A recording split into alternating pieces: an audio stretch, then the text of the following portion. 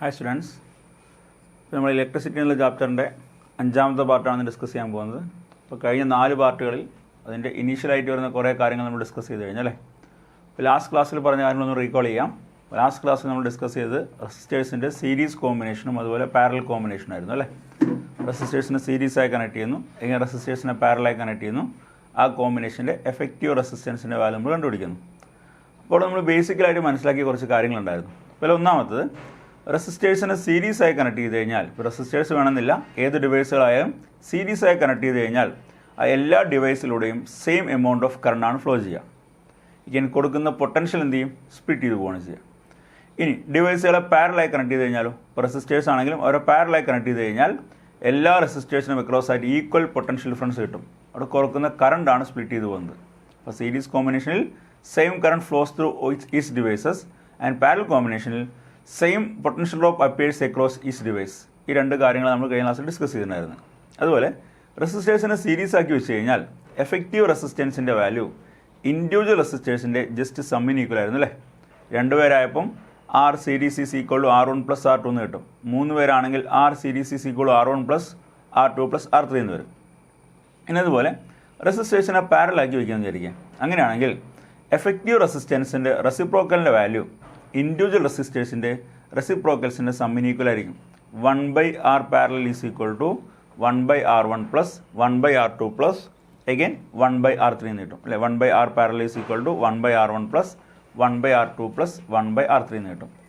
ഇനി എഫക്റ്റീവ് റെസിസ്റ്റൻസുകളുടെ കാര്യം നമ്മൾ എടുത്തു കഴിഞ്ഞാൽ സീരീസ് കോമ്പിനേഷനകത്ത് എഫക്റ്റീവ് റെസിസ്റ്റൻസിൻ്റെ value larger than the largest individual value ആയിരിക്കും. പാരലൽ കോമ്പിനേഷനകത്തോ എഫക്റ്റീവ് റെസിസ്റ്റൻസിൻ്റെ value smaller than the smallest individual value ആയിരിക്കും. അപ്പോൾ ഇങ്ങനെ വരുന്ന കാര്യങ്ങളൊക്കെയായിരുന്നു നമ്മൾ കഴിഞ്ഞ ദിവസം ഡിസ്കസ് ചെയ്ത്. ഇങ്ങനെ കുറച്ച് എക്സാമ്പിൾ ക്വസ്റ്റ്യൻസ് ചെയ്തിട്ടുണ്ടായിരുന്നു അല്ലേ. ഓക്കെ, നമുക്ക് അതിൻ്റെ ബാക്കി കണ്ടിന്യൂഷൻ ചെയ്യാൻ പോകുന്നത്. അപ്പോൾ നമുക്ക് ആദ്യം തന്നെ ഒരു പ്രോബ്ലം വെച്ച് സ്റ്റാർട്ട് ചെയ്യാം കേട്ടോ. ഓക്കെ, ഇതാണ് ക്വസ്റ്റ്യൻ. നിങ്ങളുടെ ബുക്കിനകത്തുള്ള എക്സാമ്പിൾ തന്നെയാണ്. Example 12.9. If in figure R1 is equal to 10 ohm, R2 equal to 40 ohm and R3 is equal to 30 ohm, R4 is equal to 20 ohm and R5 equal to 60 ohm and a 12 volt battery is connected to the arrangement. Calculate the total resistance in the circuit and the total current flowing in the circuit. ഇപ്പോൾ ഒരു figure തന്നിട്ടുണ്ട്. അപ്പോൾ അത് 5 resistors ഉണ്ട്. R1, R2, R3, R4 and R5. ഓരോ റെസിസ്റ്റേഴ്സിൻ്റെ വാല്യൂവും ക്വസ്റ്റിനകത്ത് തന്നിട്ടുണ്ട് അല്ലേ. R1 is equal to 10 ohm. അങ്ങനെ ഫിഗറിനകത്ത് തന്നെ വാല്യൂസ് ഒക്കെ ഒന്ന് മാർക്ക് ചെയ്യാം. നമുക്ക് ഫിഗർ മാഗ്നിഫൈ ചെയ്യാം കേട്ടോ. നമുക്ക് ജസ്റ്റ് കാണുന്നതിന് വേണ്ടി ജസ്റ്റ് മാഗ്നിഫൈ ചെയ്ത് വയ്ക്കാം. ഇതിനകത്ത് R1ൻ്റെ വാല്യൂ വന്നിട്ടുണ്ട്. എത്രയായിരുന്നു R1ൻ്റെ value? R1 is equal to 10 ohm ആണ്. 10 ohm. R2 is equal to 40 ohm. R2ൻ്റെ വാല്യൂ 40 ohm ആണ്. Then R3 is equal to 30 ohm. Again R4 is equal to 20 ohm. R5 is equal to 60 ohm. 10 ohm resistance, 40 ohm resistance, പിന്നെ ബാക്കി 3 resistors 30 ohm, then 20 ohm and 60 ohm resistors. അങ്ങനെ 12 volt battery connect ചെയ്തിട്ടുണ്ട്. അപ്പോൾ നമുക്ക് കണ്ടുപിടിക്കേണ്ട കാര്യങ്ങൾ എന്തൊക്കെയാണ്? ഒന്ന്, the total resistance in the സർക്യൂട്ടിലെ ടോട്ടൽ റെസിസ്റ്റൻസിൻ്റെ വാല്യൂ കണ്ടുപിടിക്കണം. രണ്ടാമത്തത്, the total current flowing in the circuit. The total current flowing in the circuit. ഈ 2 കാര്യങ്ങൾ കണ്ടുപിടിക്കേണ്ടത്. ഓക്കെ അല്ലേ. ഇപ്പോൾ ബേസിക്കലി നമുക്കറിയാം എന്താണ് Ohm's law. Ohm's law is equal to നമുക്ക് I is equal to V divide by R എന്ന് എഴുതിക്കൂടെ. ഓംസ് ലോൻ്റെ ഒരു ഫോമാണ് അല്ലെ. V equal I into R, പൈ ഈക്വൽ V ബൈ R ആണ് ഓംസ് ലോൻ്റെ ഒരു form. Current is equal to potential difference divide by resistance. ഒരു സർക്യൂട്ടിലെ പൊട്ടൻഷ്യൽ ഡിഫറൻസ് തന്നു കഴിഞ്ഞിട്ടുണ്ട്. എഗൈൻ കറണ്ട് കണ്ടുപിടിക്കണമെങ്കിൽ I is equal to V by R effective നിർത്താൽ മതി കേട്ടോ. V ബൈ R എഫക്റ്റീവ്, അതായത് പൊട്ടൻഷ്യൽ ഡിഫറൻസിനെ എഫക്റ്റീവ് റെസിസ്റ്റൻസ് കൊണ്ട് ഡിവൈഡ് ചെയ്ത് കഴിഞ്ഞാൽ സർക്യൂട്ടിലെ ടോട്ടൽ കറണ്ടിൻ്റെ വാല്യൂ കിട്ടും. അതെല്ലെങ്കിലും ചെയ്യാൻ പറ്റും. ഓരോ റെസിസ്റ്ററോട് ഫ്ലോ ചെയ്യുന്ന കറണ്ട് കണ്ടുപിടിച്ച് എല്ലാം കൂടെ ആഡ് ചെയ്താൽ നമുക്ക് ആൻസർ വരും. ശരിയല്ലേ. ഇവിടെ നമ്മൾ വേണ്ട കാര്യങ്ങൾ എന്താ? അപ്പോൾ ആഡ് ചെയ്യുമ്പോൾ ശ്രദ്ധിക്കേണ്ട കാര്യം എന്താ? ഒന്ന്, ഈ സെല്ലിൽ നിന്ന് വരുന്ന കറണ്ടാണ് ഈ R1 കൂടിയും R2 കൂടിയും പാസ് ചെയ്യുന്നത്. അപ്പോൾ R1ലൂടെയും R2ലും പോകുന്ന കറണ്ട് ആഡ് ചെയ്ത് കഴിഞ്ഞാൽ ഈ സെല്ലിൽ നിന്ന് വരുന്ന കറണ്ട് കിട്ടും. അതല്ലെങ്കിലോ ഈ സെല്ലിലേക്ക് ഈ 3 റെസിസ്റ്റർ എന്നുള്ള കറണ്ട് കമ്പൈൻഡ് ആയിട്ട് വരികയാണ്. അപ്പോൾ ഈ 3 റെസിസ്റ്റർ കൂടി വരുന്ന കറണ്ടിൻ്റെ സം എടുത്തു കഴിഞ്ഞാൽ ഇവിടുത്തെ ടോട്ടൽ കറണ്ട് കിട്ടും. അപ്പോൾ അങ്ങനെയൊക്കെ ചെയ്യാം. അപ്പോൾ അതിനേക്കാളും എളുപ്പമുള്ള വഴി എന്താ? I equal V by R effective resistance കണ്ടുപിടിക്കുക. അപ്പോൾ V/R എഫക്റ്റീവ് എടുത്തു കഴിഞ്ഞാൽ സർക്യൂട്ടിൽ ഫ്ലോ ചെയ്യുന്ന ടോട്ടൽ കറണ്ട് കിട്ടും. ഓക്കെ അല്ലേ? ഈ R1 മാത്രം പോകുന്ന കറണ്ട് വേണ്ടെങ്കിലോ അതിന് R1 അക്രോസ് ആയിട്ടുള്ള പൊട്ടൻഷ്യൽ ഡിഫറൻസിനെ R1 വാല്യൂ കൊണ്ട് ഡിവൈഡ് ചെയ്യണം അല്ലേ? പൊട്ടൻഷ്യൽ ഡിഫറൻസ് ബൈ R1 എടുക്കണം. ഇതാകുമ്പോൾ പൊട്ടൻഷ്യൽ ഡിഫറൻസ് ബൈ R2 എടുക്കണം. അങ്ങനെ ചെയ്യേണ്ടി വരും. ഇപ്പോൾ ടോട്ടൽ കറണ്ട് ആയതുകൊണ്ട് നമുക്ക് എഫക്റ്റീവ് റെസിസ്റ്റൻസിൻ്റെ വാല്യൂ കണ്ടുപിടിച്ചാൽ മതി. അപ്പോൾ രണ്ടാമത് കണ്ടുപിടിക്കേണ്ടത് ടോട്ടൽ കറണ്ട് ഇൻ ദി സർക്യൂട്ടാണ്. ഇപ്പോൾ ഈ രണ്ട് കാര്യങ്ങളെ കാൽക്കുലേറ്റ് ചെയ്യേണ്ടത്. അപ്പോൾ നമുക്ക് ആദ്യം ഇതിൻ്റെ ഫസ്റ്റ് പാർട്ട് സോൾവ് ചെയ്യാം. അപ്പോൾ ഫസ്റ്റ് പാർട്ട് പറയുന്നത് എ എന്ന് പറയുന്ന പാർട്ടിനകത്ത് പറയുന്നത് the total resistance in the സർക്യൂട്ടിലെ ടോട്ടൽ റെസിസ്റ്റൻസിൻ്റെ വാല്യൂ കണ്ടുപിടിക്കണം. അപ്പോൾ ഈ ഫിഗർ നിങ്ങൾ നോക്കൂ. ഈ ഫിഗർ എന്തെങ്കിലും പ്രത്യേകത ഉണ്ടോ? ഇതിനകത്ത് ആദ്യം രണ്ട് റെസിസ്റ്റേഴ്സ് R1 R2 ഇല്ലേ? ആ R1 R2 പാരലാണ്. പിന്നെ 3 റെസിസ്റ്റേഴ്സില്ലേ? R3 R4 R5 അവരും പാരലാണ്. നോക്കൂ, ഈ പാരൽ കോമ്പിനേഷനും സീരീസ് ആക്കി വെച്ചിരിക്കുകയല്ലേ?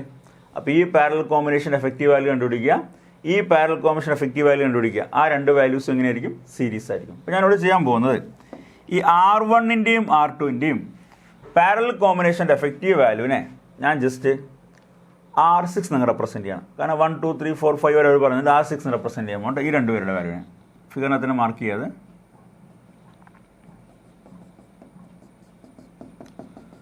ഈ പാരൽ കോമ്പിനേഷൻ്റെ വാല്യൂവിനെ ഞാൻ ജസ്റ്റ് R6 എന്നങ്ങ് മാർക്ക് ചെയ്യുന്നു. R6 എന്ന് മാർക്ക് ചെയ്യുന്നു. ഇനി താഴെ വരുന്ന ഈ ഒരു പാരൽ കോമ്പിനേഷൻ അല്ലേ?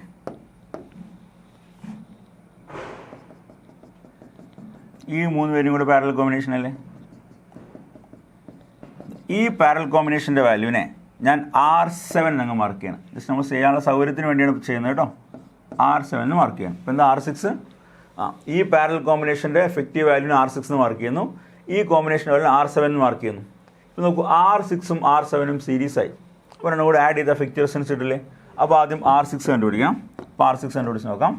അപ്പോൾ R6 എന്ന് പറഞ്ഞാൽ എന്തായിരുന്നു? R6 is equal to effective resistance of parallel combination of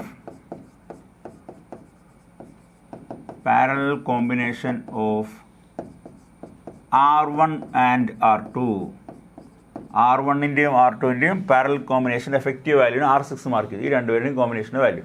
അപ്പോൾ എന്താണ് ഇക്വേഷൻ പഠിച്ചിരിക്കുന്നത്? പാരലൽ കോമ്പിനേഷൻ ആകുമ്പോൾ 1/R effective is equal to 1/R1 + 1/R2 അല്ലേ? അപ്പോൾ ഈ കോമ്പിനേഷൻ എഫക്റ്റീവ് വാല്യൂ R6 ആണെങ്കിൽ 1/R6 is equal to 1/R1 + 1/R2 എന്ന് എഴുതാം.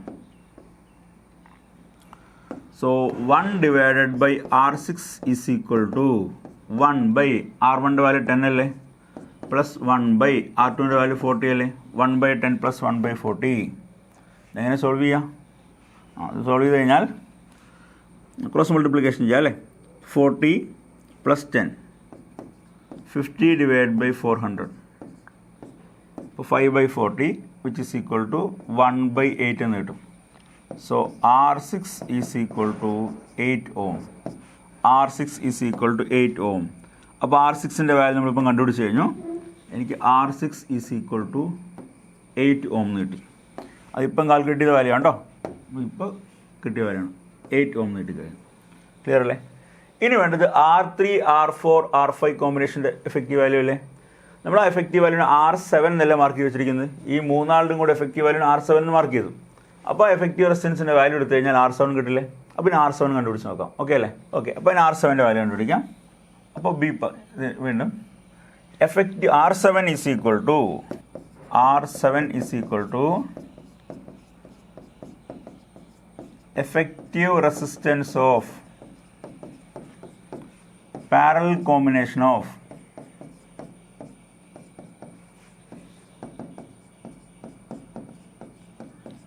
ആരൊക്കെയാ? R3 R4 and R5 ആണ്. R3 R4 and R5. അപ്പോൾ വീണ്ടും ഇക്വേഷൻ എങ്ങനെ വരും? 1/R7 is equal to 1/R3 plus 1/R4 plus 1/R5. So 1/R7 is equal to 1/30 plus 1/20 plus 1/60. ശരിയല്ലേ? R3 30, R4 20, R5യുടെ value 60. Arrange ചെയ്യാം. 1/R7 is equal to LCM 60 എടുക്കാമല്ലോ. 60/32 plus 60/23 plus 60/61 അപ്പോൾ 6/60 equal to 1/10. Therefore R7 is equal to 10 ohm. R7 is equal to 10 ohm. ഇത്രയും കാര്യം clear ആയില്ലേ? അപ്പോൾ R6ൻ്റെ value 8 ഓമും R7ൻ്റെ value 10 ഓമും കിട്ടിയിട്ടുണ്ടല്ലേ. ഇനി figure ഞാൻ മോഡിഫൈ ചെയ്ത് വരയ്ക്കുന്ന നോക്കിക്കോളൂ കേട്ടോ. ഈ ഫിഗർ നോക്കിക്കോളൂ. ഒരു 12 വോൾട്ട് ബാറ്ററി കണക്ട് ചെയ്ത് വെച്ചിട്ടുണ്ട്.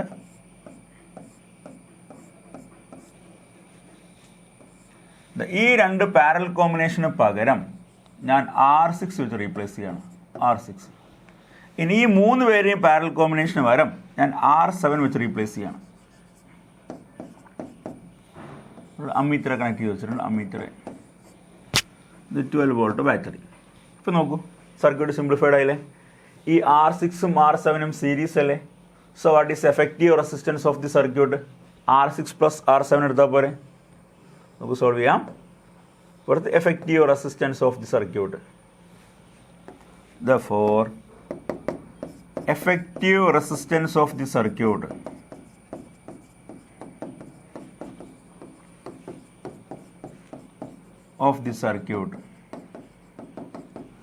R effective is equal to R6 plus R7.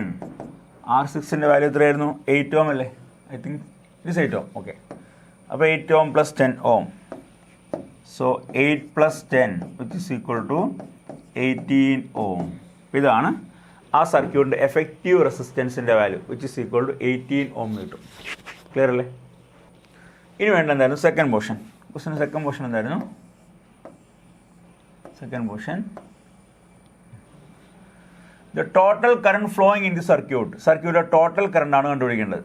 Total current flowing in the circuit. ഇപ്പോൾ കറണ്ടിന് ഇക്വേഷൻ നേരത്തെ പറഞ്ഞു അല്ലേ? ഓംസിൽ യൂസ് ചെയ്താൽ പോരെ? ഇപ്പോൾ ടോട്ടൽ കറണ്ടിന് നമുക്ക് ഇക്വേഷൻ എഴുതാം. ബി പാർട്ടാണ് കേട്ടോ. Total current I is equal to V by R effective. So 12 divided by 18. 6 വെച്ച് കട്ടിയാ അല്ലേ? 2/3 is equal to 2/3 ampere. Clear ആണോ? V by R effective which is equal to 12 by R effective. Applied voltage 12 വോൾട്ടും effective resistance 18 ആണ്. ഇപ്പോൾ 12/6 വെച്ച് cut ചെയ്യുമ്പോൾ 6 × 2 12, 3 × 6 18, 2/3 എന്ന് കിട്ടും. 0.6 സംതിങ് അല്ലേ വരിക? 0.6 സംതിങ്. 2/3 20 ഡിവൈഡ് ബൈ 30 എന്ന് എഴുതാൻ പറ്റും. അതിന് 20/3 എന്ന് പറഞ്ഞ സമയത്തിന് 6 വരും. എന്നിട്ട് ഓക്കെ 6.2 സംതിങ് വരും. ഓക്കെ 6 പോയിന്റ് സംതിങ് അല്ല, 2/3 അല്ലേ? 0.6 സംതിങ് വരും. 0.67 സംതിങ് വരും. 0.67 ആംപിയർ. ഓക്കെ, ഇത് ക്ലിയർ അല്ലേ? ഇപ്പോൾ total current is equal to 12/18 = 2/3 = 0.67 ampere. ഇപ്പോൾ ക്വസ്റ്റൻ ചെയ്ത മെത്തേഡ് ക്ലിയർ അല്ലേ? ഇവിടെ രണ്ട് പാരലൽ കോമ്പിനേഷനെ സീരീസ് ആക്കി വെച്ചു. അവിടെ നമ്മൾ ആരുടെ വാല്യൂ കണ്ടുപിടിച്ചു? എഫക്റ്റീവ് റെസിസ്റ്റൻസിൻ്റെ വാല്യൂ കാൽക്കുലേറ്റ് ചെയ്തു. ക്ലിയർ? ഓക്കെ, ഇനി നെക്സ്റ്റ് അടുത്തൊരു ക്വസ്റ്റൻ നോക്കാം. ക്വസ്റ്റൻ ഇതാണ് കേട്ടോ. How can 3 resistors of resistance 2 ohm, 3 ohm and 6 ohm be connected to get a total resistance of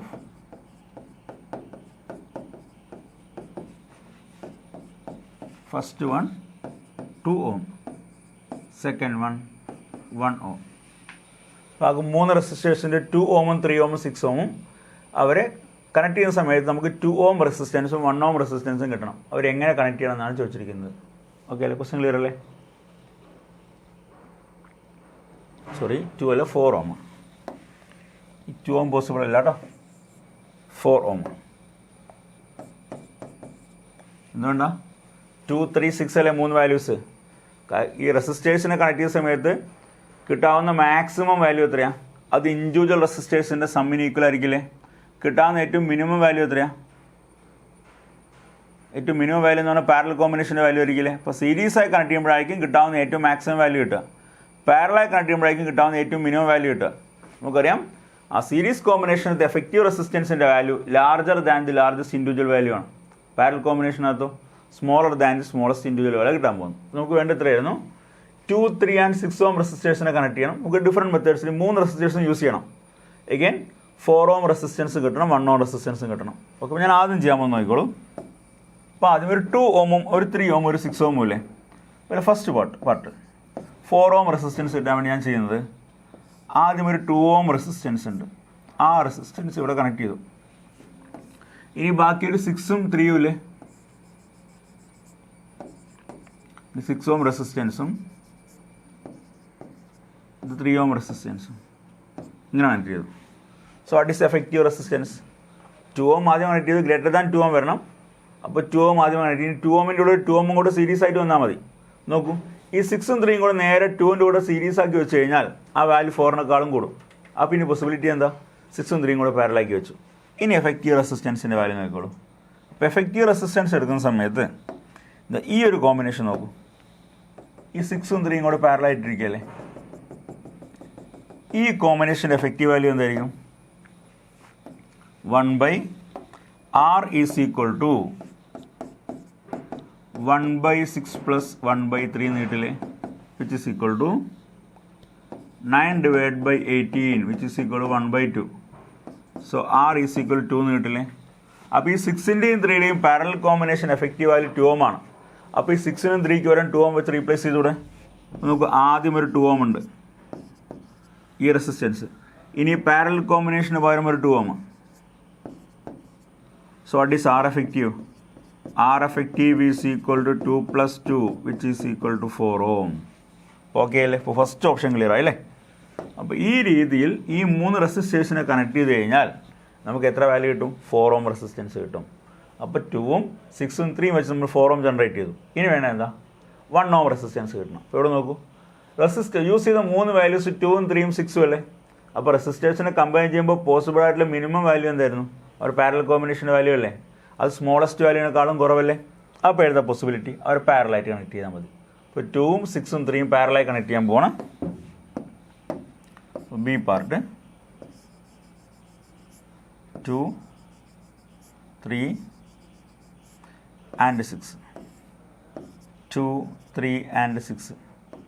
2 ohm, 3 ohm, 6 ohm. ഒരു പാരലായി കണക്ട് ചെയ്തിരിക്കുകയാണ്. So what is effective resistance? 1/R parallel is equal to 1/R parallel is equal to 1/2 plus 1/3 plus 1/6 equal to 6 എടുക്കാം. 6/2 3, 6/3 2, 6/6 1 equal to 6 divided by 6 equal to 1. അപ്പോൾ RP is equal to again 1 ohm തന്നെ കിട്ടി. നോക്കൂ, ആ 3 resistors ഉപയോഗിച്ച് 1 ohm resistance generate ചെയ്തില്ലേ. RP is equal to 1 ohm. അപ്പോൾ 3 resistors വെച്ച് നമുക്ക് എന്ത് ചെയ്യാൻ പറ്റി? 4 ohm റെസിസ്റ്റൻസും ജനറേറ്റ് ചെയ്യാൻ പറ്റി. again 1 ohm റെസിസ്റ്റൻസും എന്ത് ചെയ്യാൻ പറ്റിയിട്ടുണ്ട്? ജനറേറ്റ് ചെയ്യാൻ പറ്റിയിട്ടുണ്ട്. അപ്പോൾ എൻ്റെ കൺസെപ്റ്റ് ക്ലിയർ ആയെന്ന് വിചാരിക്കുന്നു. ഓക്കെ അല്ലേ? നെക്സ്റ്റ് ഒരു എക്സാമ്പിൾ നോക്കാം അല്ലേ.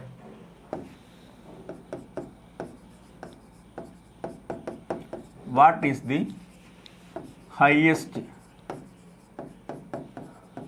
And lowest resistance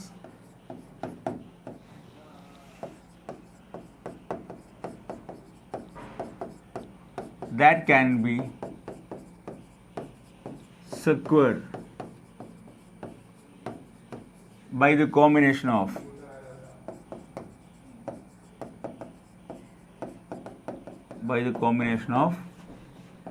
2 ohm, 3 ohm and 6 ohm. 3 resistors 3 ഉം 3 6 ഉണ്ട്. ചോദിച്ചിരിക്കുന്നതാണ് what is highest and lowest resistance that can be secured by the combination of 2 ohm, 3 ohm and 6 ohm. ഇപ്പോൾ 3 resistors 2ഉം 3ഉം 6ഉം ഉണ്ട്. അവരുടെ കോമ്പിനേഷനിൽ കിട്ടാവുന്ന മാക്സിമം റെസിസ്റ്റൻസ് എന്താണ്? ഏറ്റവും മിനിമം റെസിസ്റ്റൻസ് എന്താണ്? ഹയസ്റ്റും വേണം, ലോവസ്റ്റും വേണം കേട്ടോ. ഹയസ്റ്റ് ആൻഡ് ലോവസ്റ്റ് ഈ 3 പേരുടെയും കമ്പൈൻ ചെയ്യണം. അപ്പോൾ ആദ്യം ഹയസ്റ്റ് വാല്യൂ നോക്കാം അല്ലേ. ഇപ്പോൾ 2ഉം 3ഉം 6ഉം ആണ്. നമുക്കിവിടെ ശ്രദ്ധിക്കുക, റെസിസ്റ്റേഴ്സുകൾ തമ്മിൽ കമ്പൈൻ ചെയ്യുമ്പോൾ പോസിബിൾ ആയിട്ടുള്ള ഹയസ്റ്റ് വാല്യൂ എന്ന് പറഞ്ഞാൽ അവരുടെ സീരീസ് കോമ്പിനേഷൻ്റെ വാല്യൂ ആയിരിക്കും. റെസിസ്റ്റേഴ്സുകൾ നമ്മൾ കമ്പൈൻ ചെയ്യുമ്പോൾ ലോവസ്റ്റ് വാല്യൂ എന്ന് പറയുന്നത് എപ്പോഴും അവരുടെ പാരലൽ കോമ്പിനേഷൻ്റെ വാല്യൂ ആയിരിക്കും. ഇതെല്ലാ കേസിലും അങ്ങനെ വരും കേട്ടോ. റെസിസ്റ്റേഴ്സുകളുടെ കോമ്പിനേഷന് പോസിബിൾ ആയിട്ടുള്ള മാക്സിമം വാല്യൂ അവരുടെ സീരീസ് കോമ്പിനേഷൻ എഫക്റ്റീവ് വാല്യൂ ആയിരിക്കും. റെസിസ്റ്റേഴ്സിൻ്റെ കോമ്പിനേഷന് പോസിബിൾ ആയിട്ടുള്ള മിനിമം വാല്യൂ അവരുടെ പാരലൽ കോമ്പിനേഷൻ എഫക്റ്റീവ് വാല്യൂ ആയിരിക്കും. അപ്പോൾ സീരീസ് കോമ്പിനേഷൻ്റെ വാല്യൂ ഉണ്ട്, എഗൈൻ പാരലൽ കോമ്പിനേഷൻ്റെ വാല്യൂ വരുന്നുണ്ട്. അപ്പോൾ നോക്കിക്കോളൂ. അപ്പോൾ ഹയസ്റ്റ് വാല്യൂ ആണ് ആദ്യം നോക്കുന്നത്.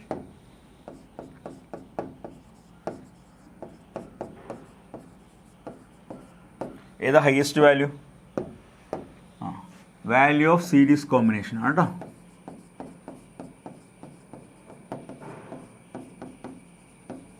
വാല്യൂ ഓഫ് സീരീസ് കോമ്പിനേഷൻ ആണ് ഹയസ്റ്റ് വാല്യൂ. അപ്പോൾ ആർ ഹയസ്റ്റ് ഈക്വൽ ടു 2 + 3 + 6 എന്ന് എഴുതാലോ. 2 + 3 5 5 + 6 11 ഓം.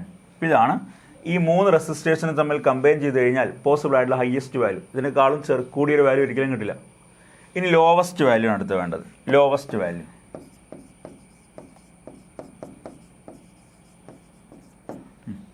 അപ്പോൾ ലോവസ്റ്റ് വാല്യൂ എന്ന് പറഞ്ഞാൽ വാല്യൂ ഓഫ് പാരലൽ കോമ്പിനേഷൻ ആണ് വരിക കേട്ടോ.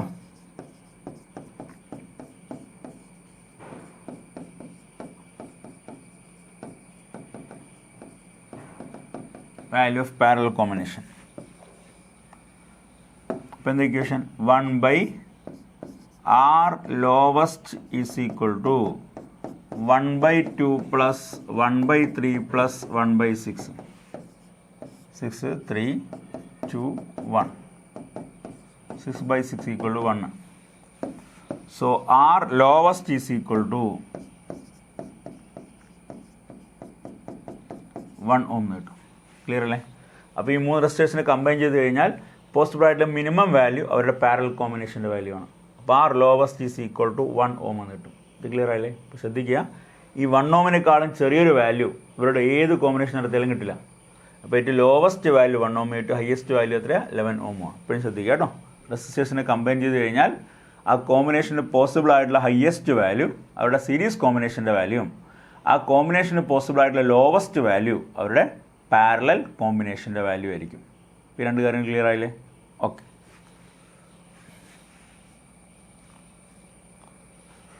സോ നെക്സ്റ്റ് നമ്മൾ നോക്കാൻ പോകുന്ന അടുത്ത ടോപ്പിക്കാണ് heating effect of electric current. Electric current heating എഫക്റ്റിനെ പറ്റി നമ്മൾ ഡിസ്കസ് ചെയ്യാൻ പോകുന്നു. Heating effect of electric current. നമുക്ക് ഇലക്ട്രിക് കറണ്ട് ഡിഫറെൻ്റ് ആയിട്ടുള്ള കുറേ എഫക്റ്റുകളുണ്ട് അല്ലേ? ഏതൊക്കെയാണ്? What are different effects of electric current? So many എഫക്ട്സുകളുണ്ട്. ഇതൊക്കെ ഹീറ്റിംഗ് എഫക്റ്റ് ഉണ്ട്,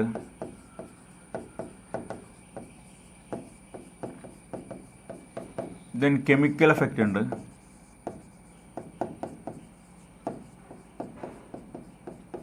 ദെൻ മാഗ്നറ്റിക് എഫക്റ്റ് ഉണ്ട്.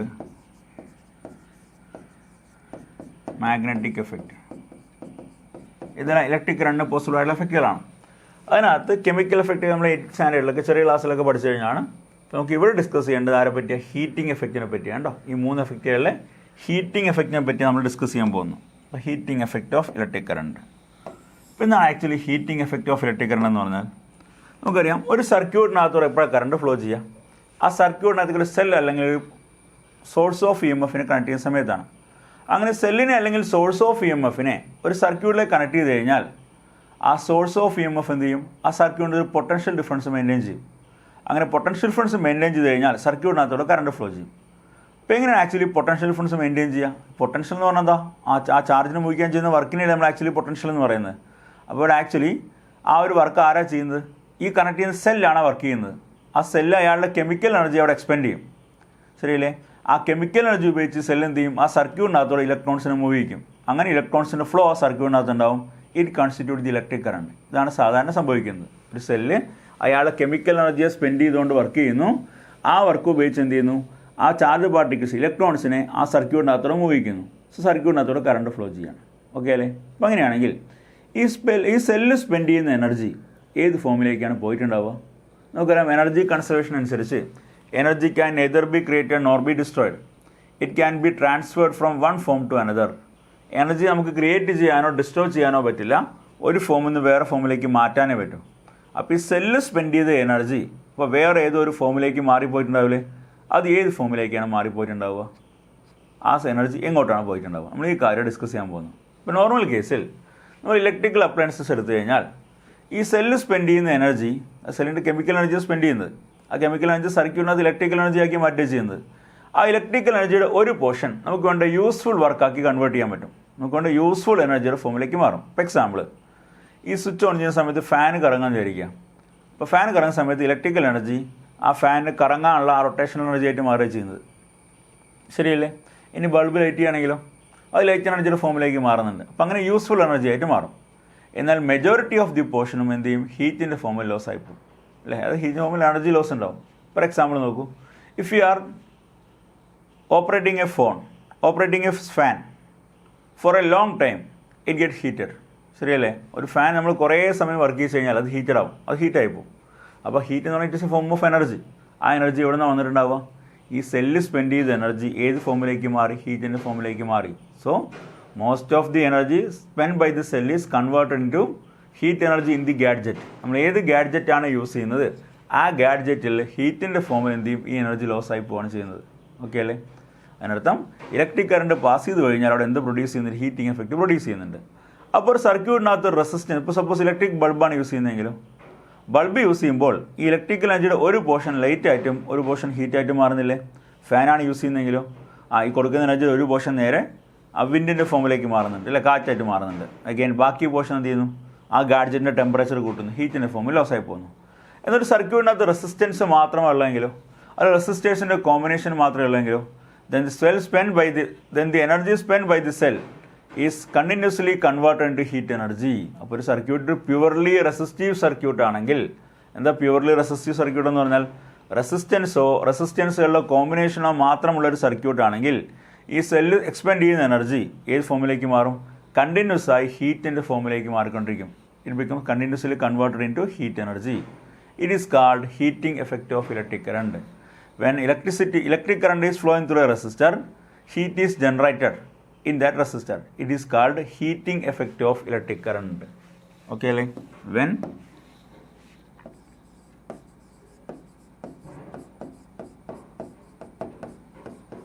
electric current flows through a resistor,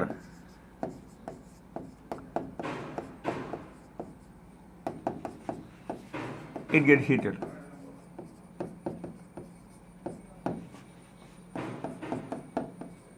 It is called heating effect of electric current.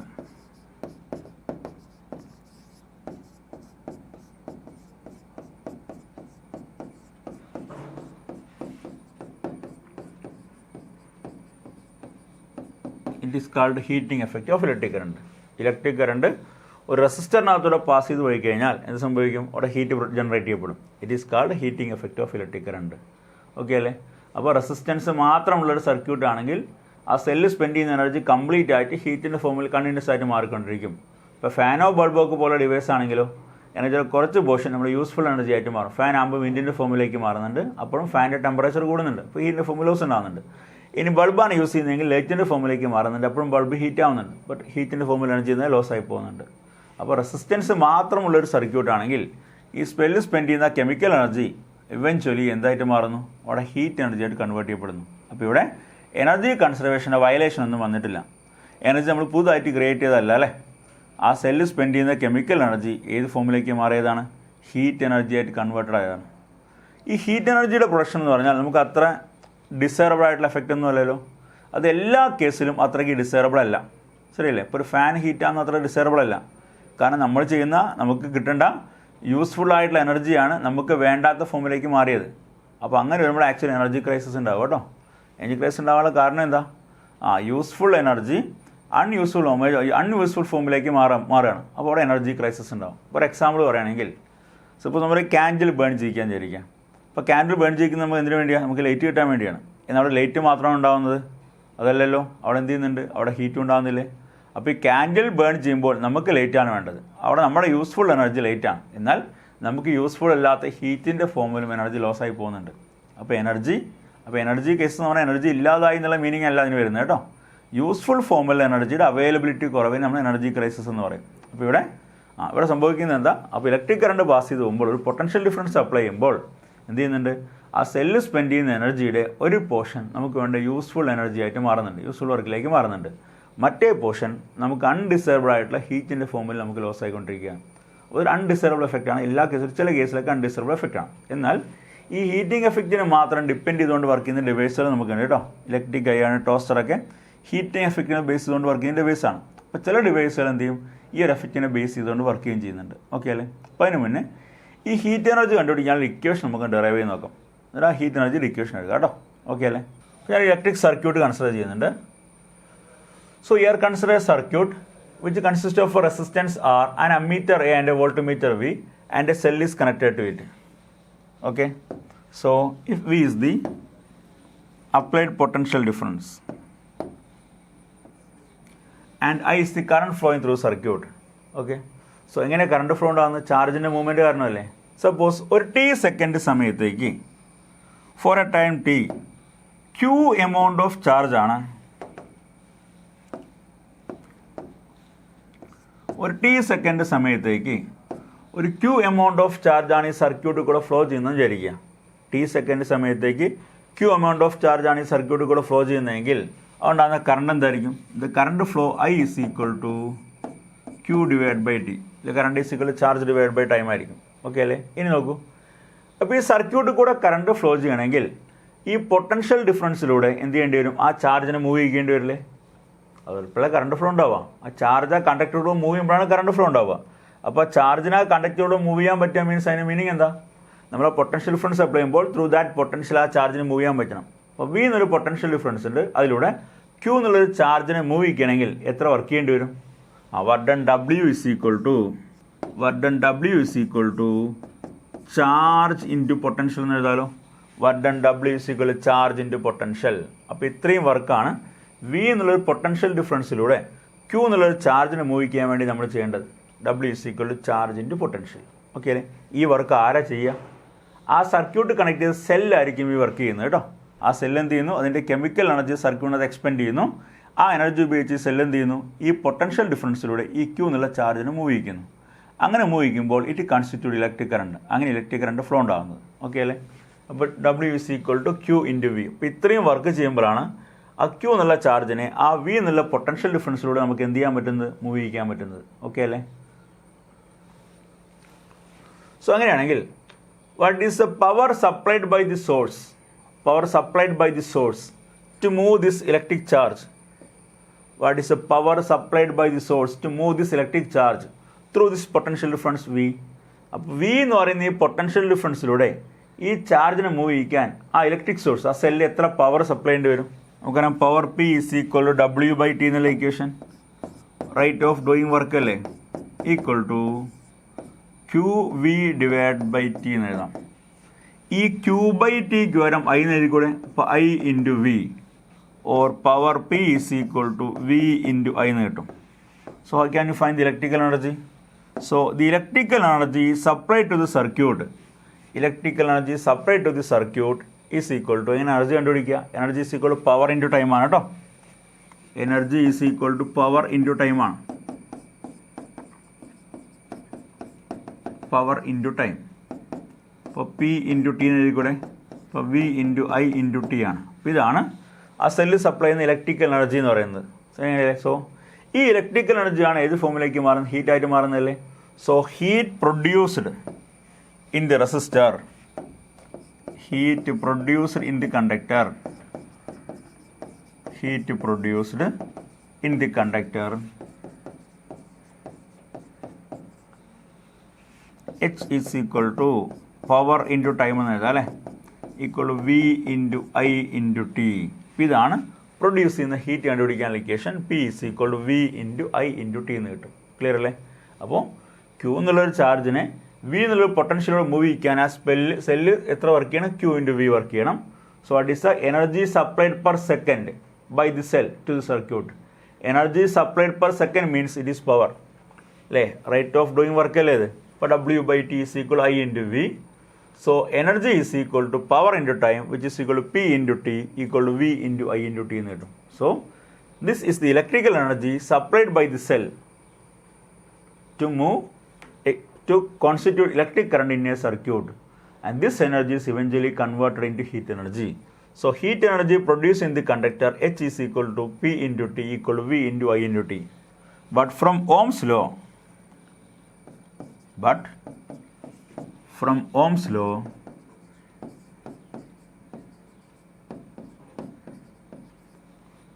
V is equal to I into R. Ohm's law അനുസരിച്ച് V is equal to I into R ആണ്. അപ്പോൾ എച്ചിന് പകരം ഞാൻ ആ value substitute ചെയ്യാൻ പോവാണ്. H is equal to Vക്ക് പകരം I into R കൊടുത്തു. I into R into I into T. ഈ വിയുടെ സ്ഥാനത്ത് I into R സബ്സ്റ്റിറ്റ്യൂട്ട് ചെയ്തു. Equal to I square RT. I into I square R into T. So heat energy produced H is equal to I square into RT എന്ന് കിട്ടും. ഈ സ്റ്റേറ്റ്മെൻറ്റിനെ നമ്മൾ Joule's law of heating എന്ന് പറയാം കേട്ടോ. Joule's law of heating. Joule's law of heating. അപ്പോൾ എന്താ Joule's law of heating പറയുന്നത്? The heat energy produced in a conductor H is equal to I square R T എന്നാണ് പറയുന്നത്. So H is equal to I square R T നമ്മൾ Joule's law of heating എന്ന് പറയും. അപ്പോൾ അല്ലേ, ഇപ്പോൾ പറയുന്നത്രേ ഉള്ളൂ. ഒരു കണ്ടക്ടറിലൂടെ I amount of current pass ചെയ്തു പോവാണ്. ആ കണ്ടക്ടറിൻ്റെ റെസിസ്റ്റൻസിൻ്റെ വാല്യൂ ആർ ആണെന്ന് വിചാരിക്കുക. ഒരു ടി സെക്കൻഡ് സമയത്തേക്കാണ് അതിൽ I amount of current pass ചെയ്തു പോകുന്നതെങ്കിൽ അവർ പ്രൊഡ്യൂസ് ചെയ്യുന്ന ഹീറ്റ് എനർജിയുടെ value H is equal I square R T ആയിരിക്കും. അത് പ്രൊഡ്യൂസ് ചെയ്യുന്ന ഹീറ്റിൻ്റെ വാല്യൂ ആ കറണ്ടിൻ്റെ സ്ക്വയറിന് ഡയറക്റ്റ്ലി പ്രൊപ്പോർഷണലായിരിക്കും, റെസിസ്റ്റൻസിന് ഡയറക്റ്റ്ലി പ്രൊപ്പോർഷണലായിരിക്കും, ആ കറണ്ട് ഫ്ലോ ചെയ്യുന്ന ടൈമിനും എങ്ങനെയായിരിക്കും ഡയറക്റ്റ്ലി പ്രൊപ്പോർഷണലായിരിക്കും. നമുക്ക് ഇത് സ്റ്റേറ്റ്മെൻറ്റ് എഴുതി നോക്കാം. The heat energy generated in a conductor, the heat energy produced in a conductor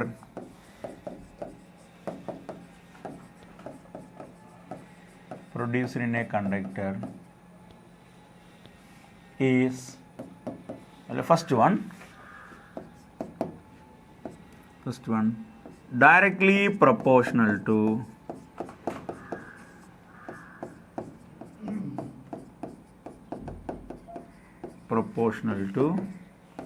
the square of the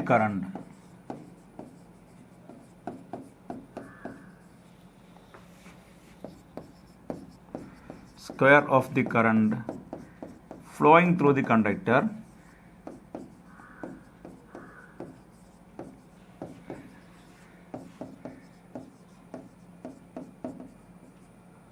for a given resistor, for a given resistance.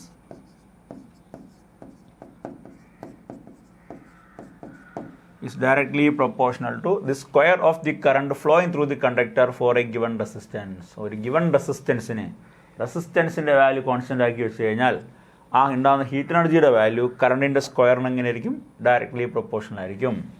രണ്ടാമത്തത് directly proportional to, second one directly proportional to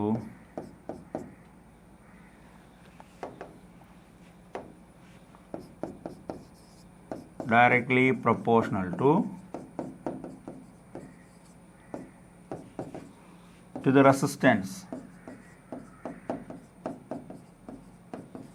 for a given current.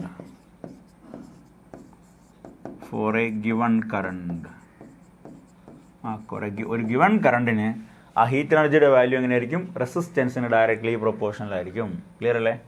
ഒരു given resistance എടുത്തു കഴിഞ്ഞാൽ ആ produce ചെയ്യുന്ന heat എനർജിയുടെ value കറണ്ടിൻ്റെ സ്ക്വയറിന് directly proportional ആയിരിക്കും. ഒരു ഗിവൺ കറണ്ടാണ് ഫ്ലോ ചെയ്യുന്നതെങ്കിൽ ആ ഹീറ്റ് എനർജിയുടെ വാല്യൂ റെസിസ്റ്റൻസിന് എങ്ങനെയായിരിക്കും ഡയറക്ട്ലി പ്രൊപ്പോർഷണൽ ആയിരിക്കും. Third one directly proportional to the time for which the current is flowing.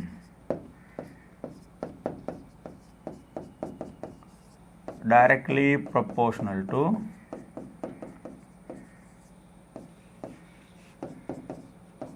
the time for which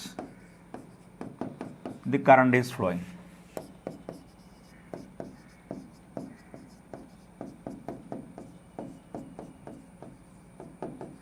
Current is flowing. Okay അല്ലേ? അപ്പോൾ ഈ മൂന്ന് കാര്യങ്ങളാണ് ജൂൾസ് ലോ ഓഫ് ഹീറ്റിംഗിൽ പറയുന്നത്. The heat energy produced in a conductor is directly proportional to the square of the current flowing through the conductor for a given resistance. Directly proportional to the resistance for a given current. Directly proportional to the time for which the current is flowing.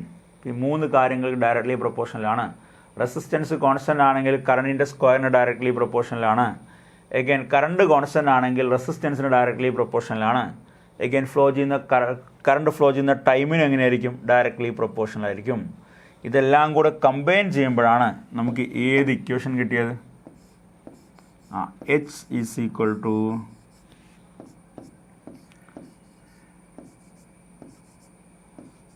I square RT. ഇവിടെ നമുക്ക് H is equal to I square RT എന്നൊരു equation കിട്ടുന്നത് കേട്ടോ. Equation important ആണ്, equation പഠിക്കുക കേട്ടോ. H is equal to I square RT.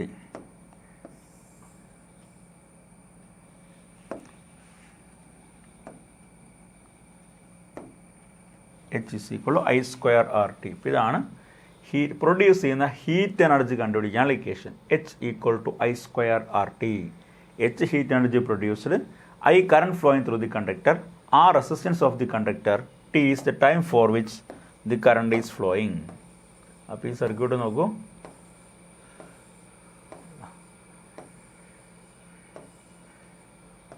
ഈ സർക്യൂട്ടിനകത്ത് R value ഉള്ള റെസിസ്റ്റർ ഉണ്ട്. ആ റെസിസ്റ്ററിലോ T സെക്കൻഡ് സമയത്തേക്ക് I എന്നൊരു കറണ്ടാണ് ഫ്ലോ ചെയ്യുന്നതെങ്കിൽ ആ റെസിസ്റ്റർ അക്രോസായി ഡെവലപ്പ് ചെയ്യുന്ന ഹീറ്റിൻ്റെ വാല്യൂ എന്തായിരിക്കും? H is equal to I square RT ആയിരിക്കും. അവിടെ വോൾട്ട് മീറ്റർ മൈമീറ്ററൊക്കെ വെച്ചിരിക്കുന്നത് എന്തിനാ? ആ റെസിസ്റ്ററിന് അക്രോസ് ആയിട്ടുള്ള പൊട്ടൻഷ്യൽ ഡിഫറൻസിൻ്റെ വാല്യൂ എഗൈൻ ആ റെസിസ്റ്റർ ഫ്ലോ ചെയ്യുന്ന കറണ്ടിൻ്റെ വാല്യൂ എല്ലാം കണ്ടുപിടിക്കാൻ വേണ്ടിയാണ് കേട്ടോ. അപ്പോൾ അതിൻ്റെ ഡെറിവേഷൻ ക്ലിയർ അല്ലേ? Work done is equal to charge into potential. So work by time is equal to power. പവറിൻ്റെ ടൈം എടുത്തു കഴിഞ്ഞാൽ ഹീറ്റ് എനർജി കിട്ടും. H is equal to I square into R into T എന്ന് കിട്ടും. Okay, ഇതൊരു important ആയിട്ടുള്ള റിലേഷനാണ്. H is equal to I square into R into T. Okay, ഇപ്പോൾ question equation clear ആയെന്ന് വിചാരിക്കും. നമുക്കിനി ഇത് വെച്ചിട്ടുള്ള ക്വസ്റ്റ്യൻ ചെയ്യാം കേട്ടോ. ഇപ്പോൾ ജൂൾസ് ഓഫ് ഹീറ്റിംഗ് ആണ്. ഈ ഹീറ്റിങ്ങിന് എഫക്റ്റിനെ ബേസ് ചെയ്തുകൊണ്ടാണ് ഞാൻ നേരത്തെ പറഞ്ഞ ഇലക്ട്രിക് ബൾബും ഫ്യൂസ് വയറും അതുപോലെ തന്നെ ഇലക്ട്രിക് ഹീറ്ററും എല്ലാം വർക്ക് ചെയ്യും. നമുക്ക് അതൊക്കെ പറയാനുണ്ട്. ഓക്കെ, അപ്പോൾ നമുക്ക് ഇതിനകത്ത് റിലേറ്റ് ചെയ്ത് 1-2 ക്വസ്റ്റ്യൻസ് ചെയ്ത് നോക്കാം. ഓക്കെ, എക്സാമ്പിൾ ക്വസ്റ്റ്യൻ നിങ്ങളുടെ ബുക്കിനകത്തുള്ള ക്വസ്റ്റ്യൻ തന്നെയാണ്. ഞാൻ ക്വസ്റ്റ്യൻ മാഗ്നിഫൈ ചെയ്യാം. അപ്പോൾ നിങ്ങൾക്ക് പെട്ടെന്ന് വായിക്കാൻ പറ്റും. ഓക്കെ, അതിന് ക്വസ്റ്റ്യൻ ശ്രദ്ധിച്ചൊന്ന് വായിക്കാം. ഇത് നമുക്ക് ആൻസർ ചെയ്യാം കേട്ടോ. എന്താണ് ക്വസ്റ്റ്യനിൽ കണ്ടുപിടിക്കേണ്ടത് നോക്കാം. An electric iron consumes energy at the rate of 840 watt when heating is at the maximum rate and 360 watt when heating is at the minimum. The voltage is 220 volt. What are the current and the resistance in each case? ഓരോ കേസിലും കറണ്ടും റെസിസ്റ്റൻസും ആണ് കണ്ടുപിടിക്കേണ്ടത്. Okay അല്ലേ? ഇപ്പോൾ question മുമ്പ് നോക്കൂ. 840 വാട്ട് 360 വാട്ട് എന്നൊക്കെ പറയുന്നില്ല. ആ വാട്ട് എന്താ? ആ വാട്ട് എന്ന് പറഞ്ഞാൽ പവറിൻ്റെ യൂണിറ്റ് ആണ് കേട്ടോ. ഇല്ല, എനർജി കൺസ്യൂംഡ് പെർ സെക്കൻഡിൽ നമ്മൾ പവർ എന്ന് പറയുന്നത് ആ ഇലക്ട്രിക്കൽ പവറിൻ്റെ യൂണിറ്റ് ആണ് വാട്ട് എന്ന് പറയുന്നത്. ആ electric iron consumes energy at A rate of 840 watt when heating is at the maximum rate and 360 watt when heating is at the minimum. The voltage is 220 volt. What are the current and resistance in each case? ഓരോ കേസിലെയും കറണ്ടിൻ്റെയും റെസിസ്റ്റൻസിൻ്റെയും value ആണ് കണ്ടുപിടിക്കേണ്ടത്. കറണ്ടും വേണം, again റെസിസ്റ്റൻസും വേണം. നമുക്ക് solve ചെയ്ത് നോക്കാം. ഓക്കെ, നിങ്ങളും എൻ്റെ കൂടെ ഒന്ന് സോൾവ് ചെയ്ത് നോക്കാം കേട്ടോ. ആൻസർ കിട്ടുന്നുണ്ടോ നോക്കാമല്ലോ. ഓക്കെ, ഇനി ഇതെങ്ങനെ സോൾവ് ചെയ്യാം?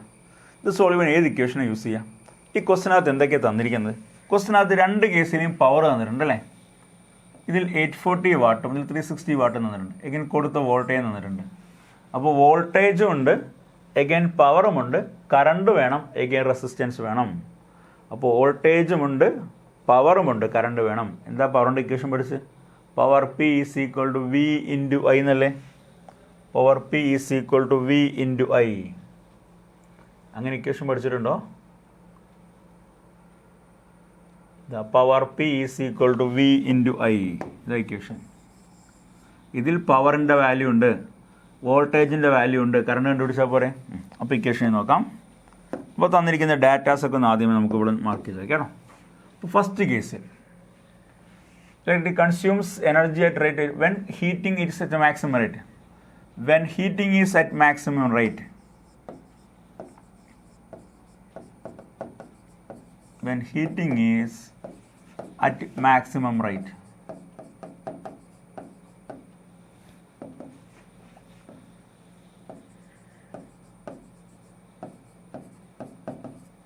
Then first portion. What is power? Power P is equal to 840 watt. Applied voltage എത്രയാണ്? V is equal to 220 volt. Okay അല്ലേ? So power P is equal to V into I. therefore I is equal to P divided by V എന്ന് കിട്ടും. Equal to 840 divide by 220 എന്ന് കിട്ടും. 840 divide by 220. ആ 0 രണ്ട് സൈഡും cut ചെയ്യാൻ പറ്റില്ലേ? 840 വാട്ടും 220 വോൾട്ടും 0 രണ്ട് സൈഡും കട്ട് ചെയ്യാൻ പറ്റും. ഇനി എങ്ങനെ ക്യാൻസൽ ആക്കുന്നത്? ഈക്വൽ ടു 2 വെച്ച് കട്ട് ചെയ്യാൻ പറ്റും അല്ലേ? 84 2 വെച്ച് കട്ട് ചെയ്യുമ്പോൾ 42 ഡിവൈഡ് ബൈ 11 എന്ന് കിട്ടും. 42/11 14 40. അപ്പോൾ 3 പോയിൻറ്റ് സംതിങ് അല്ലേ ഒരു ആൻസർ? ഓക്കെ അല്ലേ? ഡിവൈഡ് ചെയ്ത് നോക്കൂ എത്ര കിട്ടുമെന്ന്. 3.82 ആംപിയർ എന്ന് കിട്ടും. 3.82 ആംപിയർ. അപ്പോൾ ഹീറ്റിംഗ് അതിൻ്റെ മാക്സിമം റേറ്റിലാണെങ്കിൽ ഫ്ലോ ചെയ്യുന്ന കറണ്ടിൻ്റെ വാല്യൂ എത്രയാണ്? 3.82 ആംപിയർ എന്ന് കിട്ടും.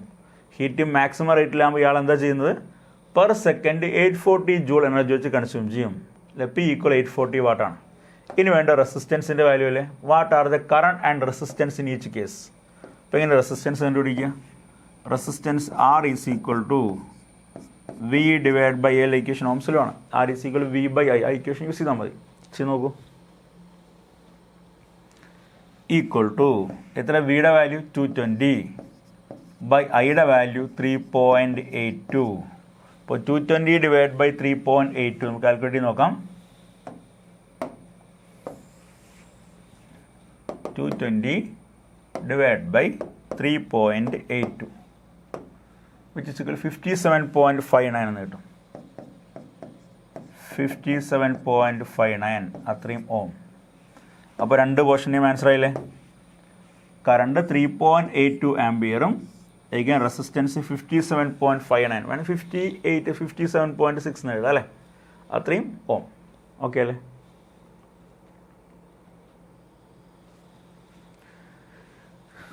റൗണ്ട് ചെയ്യുക 50.6 57.6 ആവും. ഓക്കെ, ഇനി ക്വസ്റ്റ്യൻ കംപ്ലീറ്റ് ആയിട്ടില്ല. ഇനി വേണ്ട എന്തായിരുന്നു?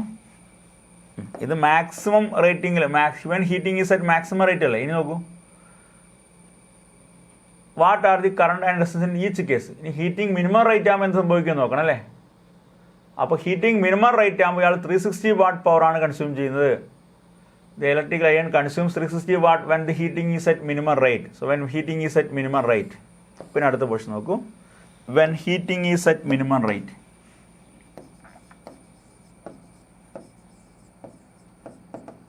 When heating is at minimum rate. At minimum rate. ഇപ്പോൾ ഹീറ്റ് മിനിമം റേറ്റിലാണെങ്കിൽ what is the value of power? Power P is equal to ക്വസ്റ്റനകത്ത് പറഞ്ഞിട്ടുണ്ട് എത്ര വാട്ടായിരുന്നു? 360 വാട്ടാണ് പവർ. 360 watt. P is equal to 360 what.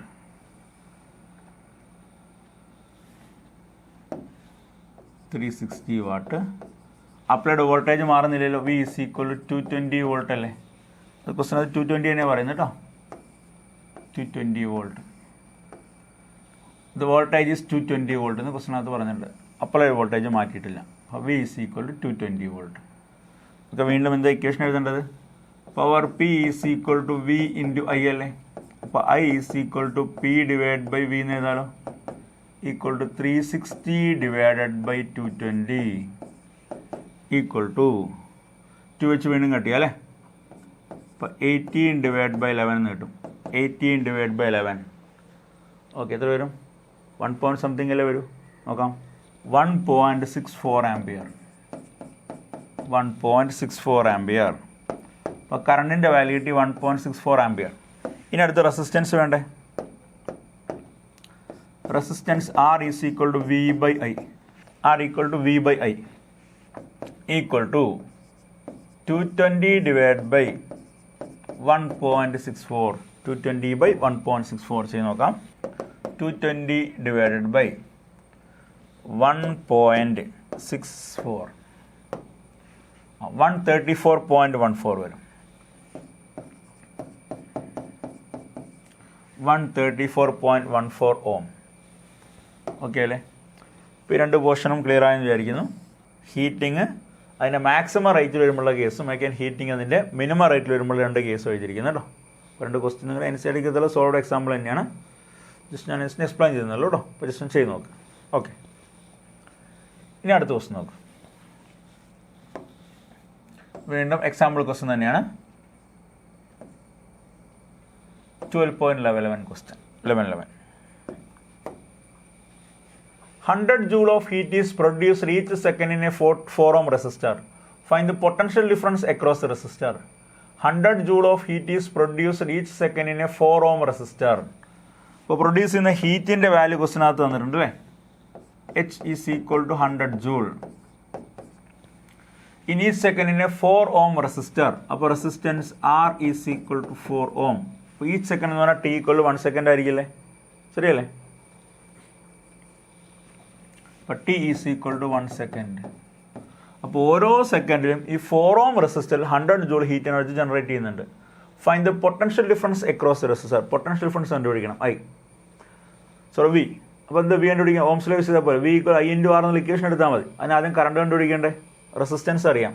നോക്കൂ, നമുക്ക് H അറിയാം, R അറിയാം, T അറിയാം. ഇപ്പോൾ റിലേഷൻ ഉണ്ട്, H is equal to I square RT. I squared RT. So I square is equal to H by RT എന്ന് കിട്ടും. Or I is equal to root of H by RT. Root of H by RT. ശരിയല്ലേ? H is equal to I square RT. I square is equal to H divided by RT. So I equal to root of H by RT equal to root of H 100 അല്ലേ, divided by R 4 അല്ലേ, into 1. Root of 100 divided by 4, 25, which is equal to 5 ampere. അപ്പോൾ ആ റെസിസ്റ്ററിലൂടെ ഓരോ സെക്കൻഡിലും flow ചെയ്ത് പോകുന്ന കറണ്ടിൻ്റെ value എത്രയാണ്? 5 ampere എന്ന് കിട്ടി. ഇനി വേണ്ട പൊട്ടൻഷ്യൽ ഡിഫറൻസ് ആണ്, കാരണം ക്വസ്റ്റനിൽ ചോദിച്ചിരിക്കുന്നത് പൊട്ടൻഷ്യൽ ഡിഫറൻസ് ആണ് കേട്ടോ. വേണ്ട പൊട്ടൻഷ്യൽ ഡിഫറൻസ് അവൻ ഓംസ് ലോ യൂസ് ചെയ്താൽ മതി. Potential difference V is equal to I into R ആണ് ഇക്വേഷൻ. ഈക്വൽ ടു 5 ഇൻറ്റു എത്ര, ആറിൻ്റെ value 4, which is equal to 20 volt എന്ന് കിട്ടും. അപ്പോൾ potential difference is equal to 20 volt. ചെയ്താൽ മനസ്സിലായോ? ഇത് ക്ലിയർ ആയില്ലേ? ഇനി അടുത്ത് നോക്കൂ. Okay, next some practical applications of heating effect of electric current. Electric കറണ്ടിൻ്റെ ഹീറ്റിംഗ് എഫക്റ്റിന് വേണ്ട കുറച്ച് പ്രാക്ടിക്കൽ അപ്ലിക്കേഷൻസ് ആണ് പറയാൻ പോകുന്നത് കേട്ടോ. അത് ജസ്റ്റ് കുറച്ച് കാര്യങ്ങൾ നമ്മൾ ടെക്സ്റ്റിനകത്ത് പറയുന്നുണ്ട്. അപ്പോൾ ആ കാര്യങ്ങളൊന്ന് ഡീറ്റെയിൽ ആയിട്ട് പഠിച്ചാൽ മതി കേട്ടോ. Practical application of heating effect of electric current. ഞാൻ പറഞ്ഞു ഇലക്ട്രിക് കറണ്ട് ഏതെല്ലാം എഫക്റ്റ് ഉണ്ട്? മാഗ്നറ്റിക് എഫക്റ്റ് ഉണ്ട്, കെമിക്കൽ എഫക്റ്റ് ഉണ്ട്, എഗെയിൻ ഹീറ്റിംഗ് എഫക്റ്റും ഉണ്ട് കേട്ടോ. ഇപ്പോൾ ഈ മാഗ്നറ്റിക് എഫക്റ്റിന് കുറേ അപ്ലിക്കേഷൻസ് ഇല്ലേ? ഏതൊക്കെയാണ്? നിങ്ങൾ ചെറിയ ക്ലാസ്സുകളിൽ പഠിച്ചിട്ടുള്ളതാണത്. ഏതൊക്കെയാണ് അപ്ലിക്കേഷൻസ് വരുന്നത്? ഒന്ന് ഇലക്ട്രോ മാഗ്നറ്റ്സ് ഉണ്ടാക്കുന്നു, ഇലക്ട്രിക് ബെല്ല്, അങ്ങനത്തെ കുറേ അപ്ലിക്കേഷൻസ് പഠിച്ചിട്ടുണ്ട്. കെമിക്കൽ എഫക്റ്റിനോ ഇലക്ട്രോ പ്ലേറ്റിംഗ്, ഇലക്ട്രോളിസിസ് ഒക്കെ 8th സ്റ്റാൻഡേർഡ് പഠിച്ചെന്ന് തോന്നുന്നത്. ഇനി ഇവിടെ നമ്മൾ പഠിക്കുന്നത് ഹീറ്റിംഗ് എഫക്റ്റിന് കുറച്ച് അപ്ലിക്കേഷൻസ് ആണ്. അപ്പോൾ എന്തൊക്കെയാണ് അപ്ലിക്കേഷൻസ്? പ്രാക്ടിക്കൽ അപ്ലിക്കേഷൻസ് നമ്മൾ ഡൊമസ്റ്റിക് ആയിട്ട് യൂസ് ചെയ്യുന്ന bread toaster, electric heater, electric oven, electric kettle, ഇതെല്ലാം വർക്ക് ചെയ്യുന്ന ഹീറ്റിംഗ് എഫക്റ്റിനെ ബേസ് ചെയ്തുകൊണ്ടാണ്. അതുപോലെ തന്നെ ഒരു ഇലക്ട്രിക് ബൾബ് വർക്ക് ചെയ്യുന്ന ഹീറ്റിംഗ് എഫക്റ്റിനെ ബേസ് ചെയ്തുകൊണ്ടാണ്. ഒരു ഫ്യൂസ് വയർ വർക്ക് ചെയ്യുന്ന ആരെ ബേസ് ചെയ്തുകൊണ്ടാണ്? ഹീറ്റിംഗ് എഫക്റ്റിനെ ബേസ് ചെയ്തുകൊണ്ടാണ്. ഇതെല്ലാം ഹീറ്റിംഗ് എഫക്റ്റിനെ ബേസ് ചെയ്തുകൊണ്ടുള്ള പ്രാക്ടിക്കൽ അപ്ലിക്കേഷൻസ് ആണ്. അപ്പോൾ കുറച്ച് എക്സാമ്പിൾസ് ആണ് നമ്മൾ പറയാൻ പോകുന്നത് കേട്ടോ. Some practical applications of heating effect of electric current. Okay, അപ്പോൾ സ്റ്റാർട്ട് ചെയ്യാം. അപ്പോൾ നമുക്കറിയാം, ഒരു കണ്ടക്ടറിനകത്തൂടെ കറണ്ട് ഫ്ലോ ചെയ്ത് കഴിഞ്ഞാൽ ആ കണ്ടക്ടറിനകത്ത് ഹീറ്റ് എനർജി പ്രൊഡ്യൂസ് ചെയ്യില്ലേ? അതിന് കാരണം എന്തായിരുന്നു? ഈ കണ്ടക്ടറിനകത്തൂടെ കറണ്ട് ഫ്ലോ ചെയ്യണമെങ്കിൽ നമുക്ക് ആ കണ്ടക്ടറിനകത്തൂടെ ചാർജ്ഡ് പാർട്ടിക്കിൾ മൂവ് ചെയ്യിക്കണം. ആ ചാർജ്ഡ് പാർട്ടിക്കിൾ മൂവ് ചെയ്യാൻ വേണ്ടി വർക്ക് ചെയ്യേണ്ടി വരും, അല്ലെങ്കിൽ കുറച്ച് എനർജി സപ്ലൈ ചെയ്യേണ്ടി വരും. ആ എനർജി ആരാ സപ്ലൈ ചെയ്യുക? നമ്മൾ കണക്ട് ചെയ്യുന്ന സോഴ്സ് ഓഫ് EMF, അതായത് സെൽ അല്ലെങ്കിൽ ബാറ്ററിയാണ് ഈ എനർജി സപ്ലൈ ചെയ്യുക അല്ലേ. ഇപ്പോൾ ഈ സെല്ലോ ബാറ്ററിയോ സർക്യൂട്ട് കണക്ട് ചെയ്ത് കഴിഞ്ഞാൽ the cell or the battery maintains A constant potential difference in A circuit. ഈ സെൽ അല്ലെങ്കിൽ ബാറ്ററി ആ സർക്യൂട്ടിനകത്തൊരു കോൺസ്റ്റൻറ്റ് പൊട്ടൻഷ്യൽ ഡിഫറൻസ് മെയിൻറ്റെയിൻ ചെയ്യും. അപ്പോൾ അങ്ങനെ ആ പൊട്ടൻഷ്യൽ ഡിഫറൻസിലൂടെയാണ് നമുക്ക് ഈ ചാർജിനെ മൂവ് ചെയ്യേണ്ടത്. അങ്ങനെ ആ പൊട്ടൻഷ്യൽ ഡിഫറൻസിലൂടെ ഈ ചാർജിനെ മൂവ് ചെയ്യിക്കാൻ ആ സെൽ അല്ലെങ്കിൽ ബാറ്ററി അതിന് കുറച്ച് എനർജി അവിടെ സ്പെൻഡ് ചെയ്യും, എക്സ്പെൽ ചെയ്യും. ആ സ്പെൻഡ് ചെയ്യുന്ന എനർജിയാണ് എന്തായിട്ട് മാറുന്നത്? ആ സ്പെൻഡ് ചെയ്യുന്ന എനർജി ഉപയോഗിച്ചാണ് ഈ ചാർജ്ഡ് പാർട്ടിക്കിൾ ഈ പൊട്ടൻഷ്യൽ ഡിഫറൻസിലൂടെ മൂവ് ചെയ്യുന്നത്. അങ്ങനെ അവിടെ ഇലക്ട്രിക്കൽ എനർജി ഉണ്ടാകുന്നത്. ശരിയല്ലേ? അപ്പോൾ അങ്ങനെ ഈ സ്പെൻഡ് ചെയ്യുന്ന ഇലക്ട്രിക്കൽ എനർജി ഏത് ഫോമിലേക്ക് ഫൈനലി മാറും? അത് ഹീറ്റിൻ്റെ ഫോമിലേക്ക് മാറുകയല്ലേ ചെയ്യുന്നത്. നമ്മൾ നേരത്തെ പറഞ്ഞു അത് അല്ലേ. ഒരു ഫാൻ കുറേ നേരം വർക്ക് ചെയ്ത് കഴിഞ്ഞാൽ ആ ഫാൻ ഹീറ്റഡ് ആവും. അപ്പോൾ ഇലക്ട്രിക്കൽ എനർജി ആ ഗാഡ്ജറ്റിൻ്റെ ടെമ്പറേച്ചർ കൂട്ടും. ശരിയല്ലേ? എഗൈൻ അതിൻ്റെ കുറച്ച് പോർഷൻ നമുക്ക് വേണ്ട യൂസ്ഫുൾ ഫോമിലേക്ക് മാറുകയും ചെയ്യും. ഫാൻ നമുക്ക് കാറ്റ് കിട്ടുന്നുണ്ട്. അപ്പോൾ സെല്ലിൽ സ്പെൻഡ് ചെയ്യുന്ന എനർജിയാണ് അവിടെ വിൻഡിൻ്റെ ഫോമിലേക്ക് കൺവേർട്ട് ആയത്. അതിൻ്റെ കൂടെ ഹീറ്റ് എനർജി ഉണ്ടാകുന്നുണ്ട്. ഇലക്ട്രിക് അയൺ ബോക്സ് ആകുമ്പോൾ ഹീറ്റ് എനർജി ഉണ്ടാകുന്നുണ്ട്. ഇലക്ട്രിക് ബൾബ് ആകുമ്പോൾ ലൈറ്റ് എനർജി, ഹീറ്റ് എനർജി ഉണ്ടാകുന്നുണ്ട്. അപ്പോൾ അങ്ങനെ ഈ കൊടുക്കുന്ന എനർജിയുടെ ഒരു പോർഷൻ നമുക്ക് യൂസ്ഫുൾ ആയിട്ടുള്ള എനർജിയുടെ ഫോമിലേക്ക് മാറുന്നു, മറ്റേ പോർഷൻ നമുക്ക് യൂസ്ഫുൾ അല്ലാത്ത എനർജിയുടെ ഫോമിലേക്ക് മാറുന്നു. ജനറലി ഈ ഹീറ്റ് എന്ന് പറയുന്നത് നമുക്കറിയാം പല ഡിവൈസിനകത്തും അൺഡിസേർബ്ഡ് ആയിട്ടുള്ള എനർജി ഫോം അല്ലേ? ശരിയല്ലേ? ഇപ്പോൾ ഫാൻ ഹീറ്റായി സംഭവിക്കുക എന്താ? ഫാനിൻ്റെ എഫിഷ്യൻസി കുറയും. അപ്പോൾ ഇലക്ട്രിക് ഡിവൈസുകളെല്ലാം കറണ്ട് ഫ്ലോ ചെയ്യുമ്പോൾ ഹീറ്റ് ആവാറുണ്ട്. അപ്പോൾ അവരുടെ എഫിഷ്യൻസി കുറയും, അവരുടെ പ്രവർത്തനത്തെ ഇത് ബാധിക്കുന്നുണ്ട്. ശരിയല്ലേ? അപ്പോൾ പല കേസുകളിലും ഈ ഹീറ്റിംഗ് എഫക്റ്റ് അൺഡിസേർബിൾ ആണ്. എന്നാൽ കാരണം ഹീറ്റിംഗ് എഫക്റ്റ് ആ ഡിവൈസിൻ്റെ ടെമ്പറേച്ചർ കൂട്ടും, അത് ഡിവൈസിൻ്റെ ഡാമേജ് ആവാനുള്ള പോസിബിലിറ്റീസ് ഉണ്ടാക്കുന്നുണ്ട്, അയാളുടെ എഫിഷ്യൻസി കുറയ്ക്കാനുള്ള പോസിബിലിറ്റീസ് ഉണ്ടാക്കുന്നുണ്ട്. എന്നാൽ ചില ഡിവൈസുകൾ ടേക്സ് അഡ്വാൻറ്റേജ് ഫ്രം ദിസ്. ചില ഡിവൈസുകൾ ഇന്ന് അഡ്വാൻറ്റേജ് എടുക്കുന്നുണ്ട്.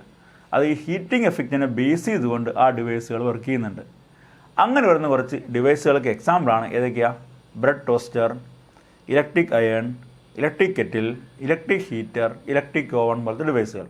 ഈ ഡിവൈസുകളെല്ലാം ഇലക്ട്രിക് കറണ്ടിൻ്റെ ഹീറ്റിംഗ് എഫക്റ്റിനെ ബേസ് ചെയ്തുകൊണ്ടാണ് വർക്ക് ചെയ്യുക. ശരിയല്ലേ? ഇലക്ട്രിക് കറണ്ട് പാസ് ചെയ്യുമ്പോൾ കണ്ടക്ടർ ഹീറ്റഡ് ആവുമെന്ന് പറഞ്ഞു, ജൂൾസ് ലോ ഓഫ് ഹീറ്റിംഗ്. അപ്പോൾ ജൂൾസ് ഹീറ്റിങ്ങിനെ ബേസ് ചെയ്തുകൊണ്ടാണ് ഈ കണ്ടക്ടേഴ്സ് വർക്ക് ചെയ്യുന്നത്.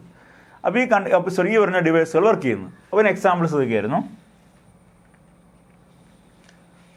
ഇലക്ട്രിക് ഹീറ്റർ, ഇതും ഇലക്ട്രിക് ഹീറ്ററാണ് കേട്ടോ. ഇതൊരു ബ്രെഡ് ടോസ്റ്ററാണ്. ഇത് ഇലക്ട്രിക് അയൺ ബോക്സാണ്. ഇതെല്ലാം വർക്ക് ചെയ്യുന്ന ആരെ ബേസ് ചെയ്തുകൊണ്ടാണ്? ഇലക്ട്രിക് കറണ്ടിൻ്റെ ഈ പറഞ്ഞ ഹീറ്റിംഗ് എഫക്റ്റിനെ ബേസ് ചെയ്തുകൊണ്ടാണ് വർക്ക് ചെയ്യുന്നത്. ഓക്കെ അല്ലേ? അപ്പോൾ ഈ പറഞ്ഞ ഡിവൈസുകൾക്കകത്തെല്ലാം ഇലക്ട്രിക് എനർജിയെ ഹീറ്റ് എനർജി ആക്കി മാറ്റുന്നതിന് വേണ്ട റെസിസ്റ്റൻസ് വേണ്ടേ? കാരണം ഒരു റെസിസ്റ്ററിലൂടെ കറണ്ട് ഫ്ലോ ചെയ്ത് കഴിഞ്ഞാൽ ആ റെസിസ്റ്റർ ഹീറ്റഡ് ആവുന്ന ജൂൾസ് ലോ പറഞ്ഞത് H=I²RT എന്ന് ഇക്വേഷൻ പഠിച്ചു. അപ്പോൾ ഇതിനകത്തെല്ലാം ഹീറ്റ് എനർജി ജനറേറ്റ് ചെയ്യാൻ വേണ്ടി ഒരു റെസിസ്റ്റർ വേണ്ടേ? ഒരു റെസിസ്റ്റൻസ് ഉള്ളൊരു മെറ്റീരിയൽ വേണ്ടേ? സാധാരണ നിക്രോം പോലുള്ള അലോയ്സ് ആണ് നമ്മൾ എന്തായിട്ട് യൂസ് ചെയ്യാറുള്ളത്? ഇതിനകത്തുള്ള ഹീറ്റിംഗ് കോയിലായിട്ട് യൂസ് ചെയ്യാറുള്ളത്. എന്താ ഹീറ്റിംഗ് കോയിൽ എന്ന് പറഞ്ഞാൽ? ആ കറണ്ട് പാസ് ചെയ്യുമ്പോൾ ഹീറ്റിംഗ് കോയിലാണ് ഹീറ്റഡ് ആവുന്നത്. അപ്പോൾ അങ്ങനെ ഉണ്ടാകുന്ന ഹീറ്റ് എനർജിയാണ് ഈ ഡിവൈസ് എല്ലാം യൂട്ടിലൈസ് ചെയ്യുന്നത്. അല്ലേ? ഈ അയൺ ബോക്സിനകത്ത് ആ ഹീറ്റ് എനർജി ഈ അയൺ ബോക്സിൻ്റെ ബോട്ടം പോർഷനിലേക്ക് ട്രാൻസ്ഫർ ചെയ്യും. അത് വെച്ച് നമ്മൾ ഡ്രസ്സെല്ലാം അയൺ ചെയ്യുന്നു. ഈ ഹീറ്ററിനകത്ത് ഹീറ്റ് എനർജി വാട്ടറിലേക്ക് ട്രാൻസ്ഫർ, വാട്ടറിനെ ബോയിൽ ചെയ്യിക്കും. ഇവിടെ ഹീറ്റ് എനർജി ഉപയോഗിച്ച് നമുക്ക് കുക്ക് ചെയ്യാനൊക്കെ പറ്റും. ഓക്കെ അല്ലേ? ബ്രെഡ് ടോസ്റ്ററിനകത്തുമ്പോൾ ഹീറ്റ് എനർജിയല്ല യൂസ് ചെയ്യുന്നത്. അപ്പോൾ ഈ കൊടുക്കുന്ന ഉണ്ടാകുന്ന ഹീറ്റ് എനർജിയാണ് നമ്മൾ യൂട്ടിലൈസ് ചെയ്യുന്നത്. അപ്പോൾ അങ്ങനെ ഹീറ്റ് എനർജി ഉണ്ടാവണമെങ്കിൽ ഒരു റെസിസ്റ്റൻസ് ഉള്ള മെറ്റീരിയൽ വേണ്ടേ? നമ്മളതിൻ്റെ റെസിസ്റ്റൻസ് കോയിൽ എന്ന് പറയും. അപ്പോൾ ഈ ഹീറ്റിംഗ് എഫക്റ്റിനെ ബേസ് ചെയ്തുകൊണ്ട് വർക്ക് ചെയ്യുന്ന ഇങ്ങനെയുള്ള ഈ മെറ്റീരിയൽസിനകത്ത്, ഇങ്ങനെയുള്ള ഡിവൈസിനകത്തല്ല, അപ്ലയൻസസിനകത്തെല്ലാം നമ്മൾ ഹീറ്റിംഗ് കോയിലായിട്ട് സാധാരണ അലോയ്സ് ആണ് യൂസ് ചെയ്യാറുള്ളത് കേട്ടോ. നിക്രോം പോലത്തെ അലോയ്സ് ഒക്കെ യൂസ് ചെയ്യാറുണ്ട്. നിക്രോം പോലുള്ള അലോയ്സ് നമ്മൾ യൂസ് ചെയ്യാറുണ്ട്. എന്താ നിക്രോം? നിക്കലിൻ്റെയും ക്രോമത്തിൻ്റെയും അയണിൻ്റെയും ഒക്കെ ഒരു അലോയല്ലേ നിക്രോം എന്ന് പറയുന്നത്. അപ്പോൾ എന്തുകൊണ്ടായിരിക്കും ഈ ഹീറ്റിംഗ് കോയിൽസ് ആയിട്ട് നമ്മൾ നിക്രോം യൂസ് ചെയ്യുന്നത്? അതിന് കാരണം ഒന്ന്, നിക്രോം എന്ന് പറഞ്ഞാൽ നിക്കലിൻ്റെയും ക്രോമത്തിൻ്റെയും അയണിൻ്റെയും എല്ലാം കൂടി കോമ്പിനേഷനായിട്ട് വരുന്ന ഒരു അലോയാണ്. അപ്പോൾ നമുക്കറിയാം ഒരു അലോയുടെ റെസിസ്റ്റിവിറ്റി എപ്പോഴും അതിൻ്റെ കോൺസ്റ്റിറ്റ്യൂവൻറ്റ് മെറ്റൽസിൻ്റെ റെസിസ്റ്റിവിറ്റിയെക്കാളും കൂടുതലല്ലേ? For an alloy the resistivity is larger than it's constituent metals. അപ്പോൾ നിക്രോമിനേക്കാളും ക്രോമിനേക്കാളും അലോയിനേക്കാളും ഒക്കെ കൂടുതലാണ് നിക്രോമിൻ്റെ റെസിസ്റ്റിവിറ്റി. ഇപ്പോൾ നിക്രോമിന് ഹൈ റെസിസ്റ്റിവിറ്റി ഉണ്ട്.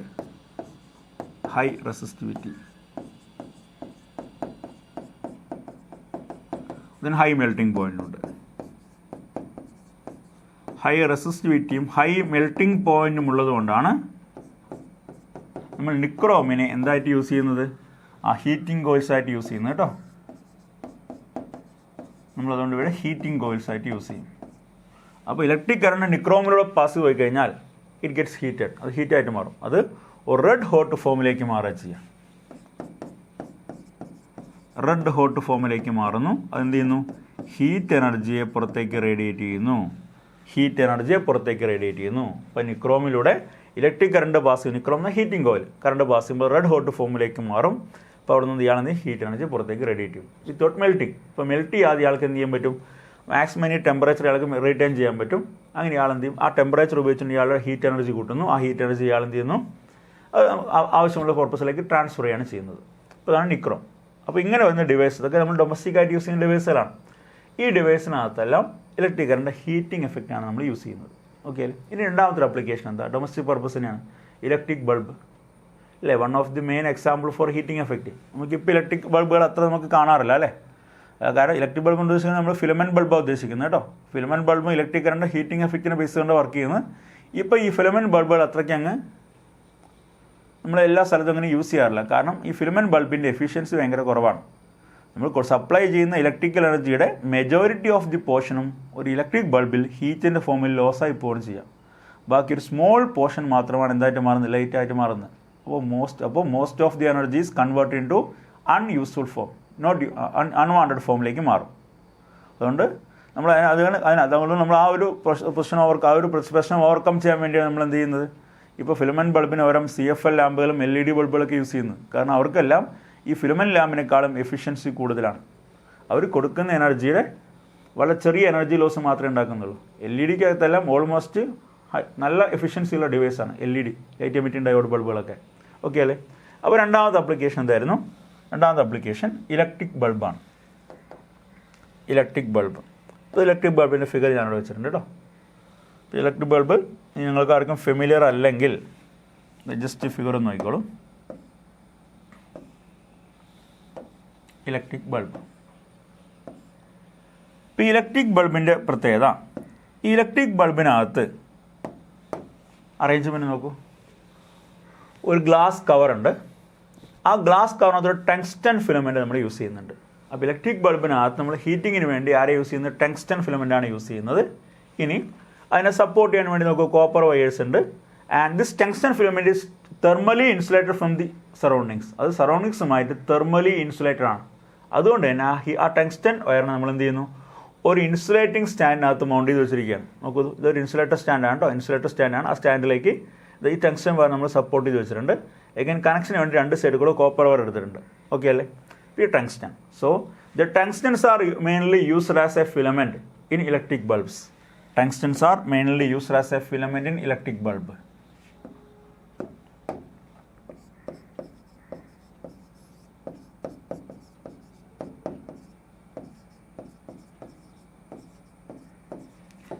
Used as a filament in electric bulb. In electric bulb. Okay അല്ലേ? അപ്പോൾ അതിന് കാരണം എന്തായിരിക്കും? When electric current flows through the tungsten wire, it get heated. The tungsten wire retain as much heat as possible and convert it into light energy and heat energy. Electric current ഈ tungsten വയറിലൂടെ pass ചെയ്യുമ്പോൾ tungsten wire heated ആവും. അപ്പോൾ ഈ tungsten wire അതിന് പറ്റാവുന്നത്ര ഹീറ്റിനെ return ചെയ്യും. അങ്ങനെ return ചെയ്ത് കഴിഞ്ഞാൽ ഈ ടങ്സ്റ്റൺ വയറിൻ്റെ ടെമ്പറേച്ചർ കൂടും. ടെമ്പറേച്ചർ കൂടി കഴിഞ്ഞാൽ ഇയാൾ എന്ത് ചെയ്യും? ലൈറ്റിനെയും ഹീറ്റിനെയും പുറത്തേക്ക് എമിറ്റ് ചെയ്യും. അങ്ങനെ ഉണ്ടാകുന്ന കൊടുക്കുന്ന ലൈറ്റ് എനർജിയുടെ ഇലക്ട്രിക് എനർജിയുടെ മെജോറിറ്റി ഓഫ് ദി പോർഷനും ഹീറ്റിൻ്റെ ഫോമിലാണ് കിട്ടുക. ഒരു സ്മോൾ പോർഷൻ മാത്രം ഏത് ഫോമിലേക്ക് മാറും? ലൈറ്റിൻ്റെ ഫോമിലേക്ക് മാറും. അപ്പം അങ്ങനെ ആ ടെമ്പറേച്ചറിൻ്റെ വാല്യൂ ഇയാൾക്ക് ഹൈ ആയിട്ട് റീറ്റേൺ ചെയ്ത് നിർത്താൻ പറ്റണമെങ്കിൽ ഇയാൾ പെട്ടെന്ന് മെൽറ്റ് ചെയ്ത് പോകാൻ പറ്റില്ലല്ലോ. ഇയാളുടെ മെൽറ്റിംഗ് പോയിൻറ്റ് വെരി ഹൈ ആയിരിക്കും. Melting point is very high. അപ്പോൾ ടങ്സ്റ്റൺ ഫിലമെൻ്റായിട്ട് യൂസ് ചെയ്യാനുള്ള കാരണം എന്താ? Melting point is very high.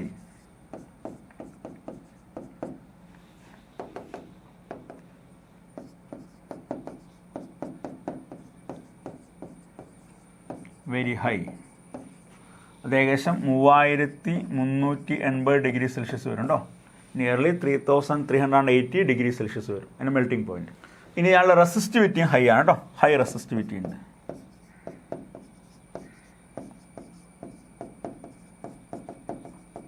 Tungsten high resistivity ഉണ്ട്, ഹൈ മെൽറ്റിംഗ് പോയിന്റും ഉണ്ട്. അതുകൊണ്ട് ഇയാൾ പെട്ടെന്ന് മെൽട്ടായി പോയില്ല. അപ്പോൾ ഇയാൾ up to 3380 degree Celsius temperature നമ്മൾ ഇയാൾ മെൽറ്റ് ചെയ്ത് പോകും. നമുക്കൊരു 100 ഡിഗ്രി സെൽഷ്യസിലെ വാട്ടർ ബോയിൽ ചെയ്യുന്നത്. ആ ടെമ്പറേച്ചർ നമുക്ക് ജസ്റ്റ് ഇമാജിൻ ചെയ്യാൻ പറ്റുന്നേ ഉള്ളൂ. അപ്പോൾ ഇത്രയും വലിയ ടെമ്പറേച്ചർ നോക്കൂ, ഇത്രയും ലാർജ് ടെമ്പറേച്ചർ ആയിരിക്കും അത്. അപ്പോൾ അത്രയും വലിയ ടെമ്പറേച്ചറിൽ ഇയാൾ മെൽറ്റ് ചെയ്യാതെ അവിടെ റിട്ടേൺ ചെയ്ത് നിൽക്കും. അപ്പോൾ അങ്ങനെ വരുമ്പോൾ ഇയാൾ എന്ത് ചെയ്യും? ഇയാളുടെ ഉണ്ടാകുന്ന ഹീറ്റ് എനർജിയുടെ ഒരു പോർഷനെ ലൈറ്റിൻ്റെ ഫോമിൽ പുറത്തേക്ക് ട്രാൻസ്ഫർ ചെയ്യും. ആൻഡ് ആ ഫിലമെൻറ്റ് നമ്മൾ പറഞ്ഞു തെർമലി ഇൻസുലേറ്റർ ആണെന്ന് പറഞ്ഞു കേട്ടോ. ഇനി ഈ ഒരു electric ബൾബിനകത്ത് this bulb is generally filled with chemically inactive gases like argon and nitrogen.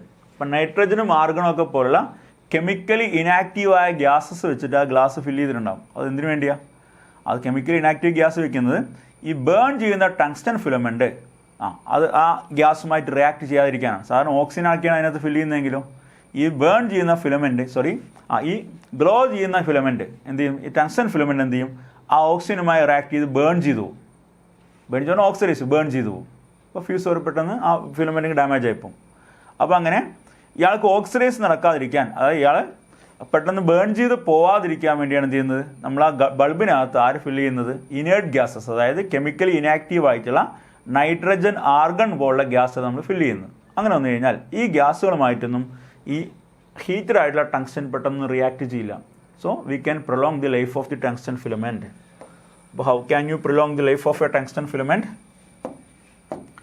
Chemically inactive gases,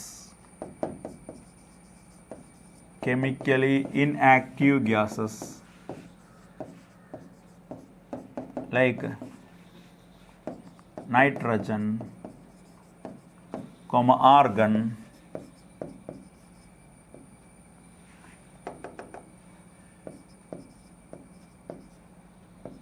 etc. are filled in the bulb to prolong the life of tungsten filament.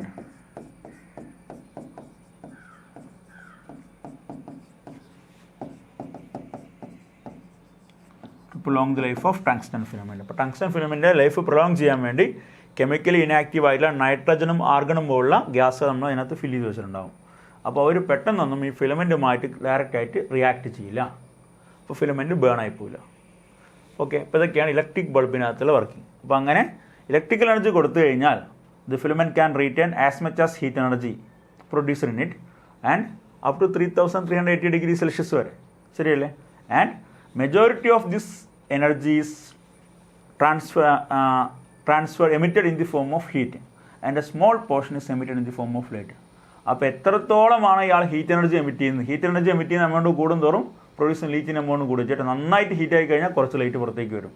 അപ്പോൾ ഹീറ്റിങ്ങിൻ്റെ amount കൂടിക്കഴിഞ്ഞാലോ പുറത്തേക്ക് ലൈറ്റിൻ്റെ amount എന്തെയും increase ചെയ്യാൻ ചെയ്യും. Okay അല്ലേ? ഇനി അടുത്ത അപ്ലിക്കേഷനായിട്ട് വരുന്നത് electric ഫ്യൂസാണ്. Electric fuse നിങ്ങൾക്ക് ഫെമിലിയർ ആയിരിക്കും. അതായത് ഡിഫറെൻറ്റ് ടൈപ്പ് ഓഫ് ഫ്യൂസുകളുടെ ഫിഗർ ഞാൻ വരച്ചിട്ടുണ്ട്. നമുക്ക് ചെറിയ ഇലക്ട്രിക് ഡിവൈസിനകത്തുള്ള എങ്ങനത്തെ ഫ്യൂസുകൾ ഉണ്ടാവാറുണ്ട്. ഈ ഫ്യൂസ് നിങ്ങൾക്ക് ഫെമിലിയർ അല്ലേ? ഫ്യൂസിൻ്റെ കാരിയറാണ് കേട്ടോ. ഇതാണ് ഈ ഫ്യൂസ്. നമ്മുടെ വീട്ടിലേക്കുള്ള മെയിൻ സപ്ലൈയിലേക്ക് വരുന്ന ഫ്യൂസ് ഇത് ഇങ്ങനത്തെ ഫ്യൂസാണ്. പിന്നെ നമ്മൾ ഫ്യൂസ് വയർ യൂസ് ചെയ്യുന്നത്, ആ ഫ്യൂസ് വയർ യൂസ് ചെയ്യുന്നത് ഒരു അൺഡിസറബിൾ എമൗണ്ട് ഓഫുള്ള കറണ്ട് നമ്മുടെ സർക്യൂട്ടിനകത്തേക്ക് വന്നു കഴിഞ്ഞാൽ സർക്യൂട്ട് ബ്രേക്കായി പോകണം. ആ സർക്യൂട്ട് ബ്രേക്കായി പോകുന്നതിന് വേണ്ടിയാണ് നമ്മൾ ഫ്യൂസ് വയർ യൂസ് ചെയ്യുന്നത്. So fuse wire is always connected in series with the device. Fuse wire is always connected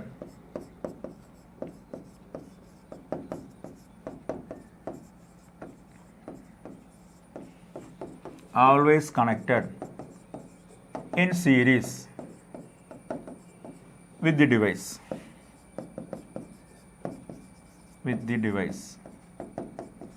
ഇപ്പോൾ ഒരു ഡിവൈസുമായിട്ട് ഫ്യൂസ് വയർ സീരീസ് ആയിട്ട് കണക്ട് ചെയ്യാം. അപ്പോൾ നോക്കിക്കോളൂ, ഇതൊരു ബൾബാന്ന് വിചാരിക്കുക.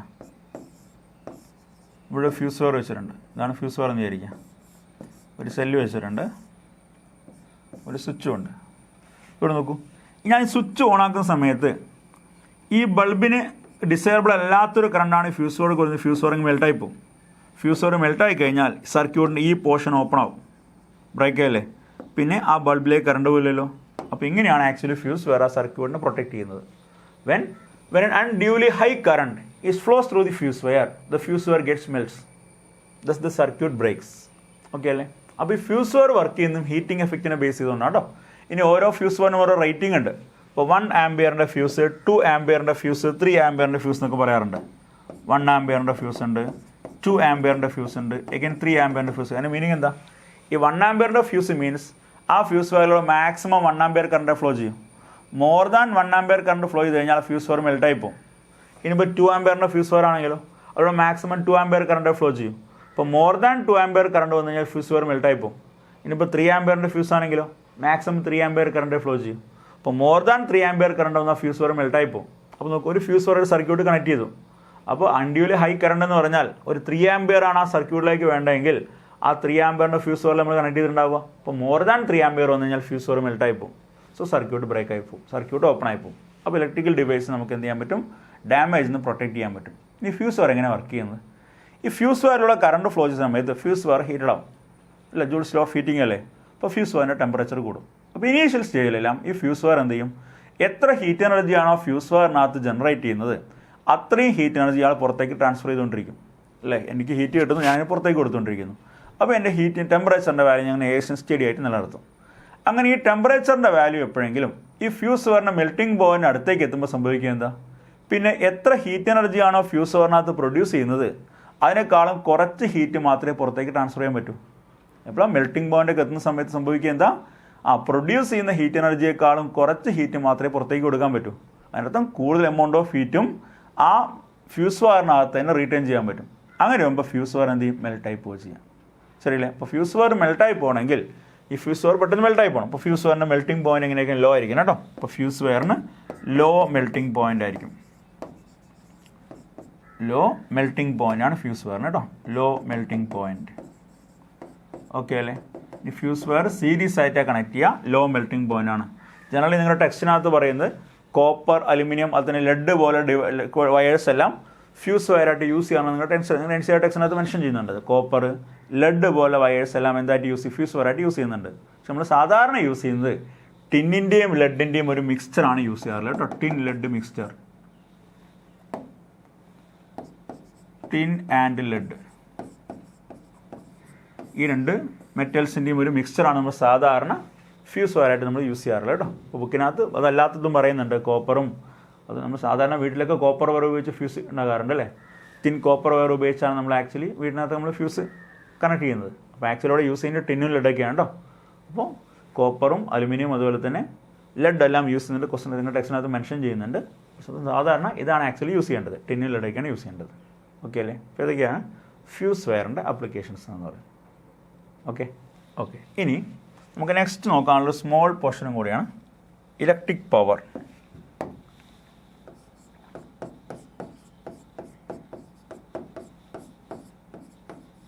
ഇലക്ട്രിക് പവർ നമ്മൾ നേരത്തെ പറഞ്ഞു കഴിഞ്ഞാൽ അല്ലേ, ഹീറ്റിംഗ് എഫക്റ്റ് പറഞ്ഞു കഴിഞ്ഞാൽ അല്ലേ. ഇപ്പം എന്താ ഇലക്ട്രിക് പവർ എന്ന് പറഞ്ഞാൽ, നമ്മൾ നേരത്തെ പറഞ്ഞു തെർമൽ പവർ തന്നെയാട്ടോ ഇലക്ട്രിക് പവർ എന്ന് പറയുന്നത്. അവിടെ you mean by power, the rate of doing work is called electric power. So the rate of electrical energy is called electric power. The rate of electrical energy. The rate of electrical energy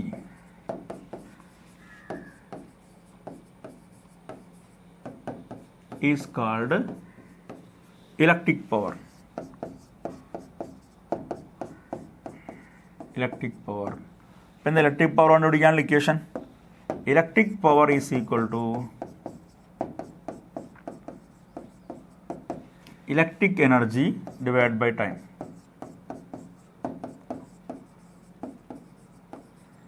Divided by time.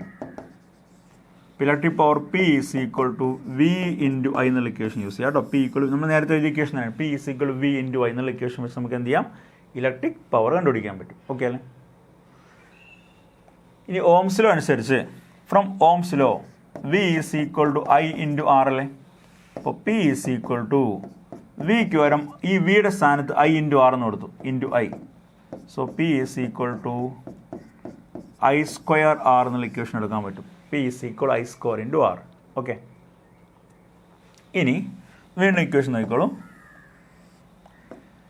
ഈ I is equal to V divide by R എന്ന് എഴുതിക്കൂടെ, അത് ഓംസിൽ തന്നെയാണ്. അപ്പോൾ P is equal to ഈ ഐക്ക് പകരം V by R എന്ന് എഴുതിക്കൂടെ. അപ്പോൾ V by R the whole square into R. ഞാൻ ഐയുടെ സ്ഥാനത്ത് വി ബൈ ആർ എന്ന് കൊടുത്തു കേട്ടോ. So this become V square by R square into R എന്ന് കിട്ടില്ലേ. So power P is equal to V square divide by R.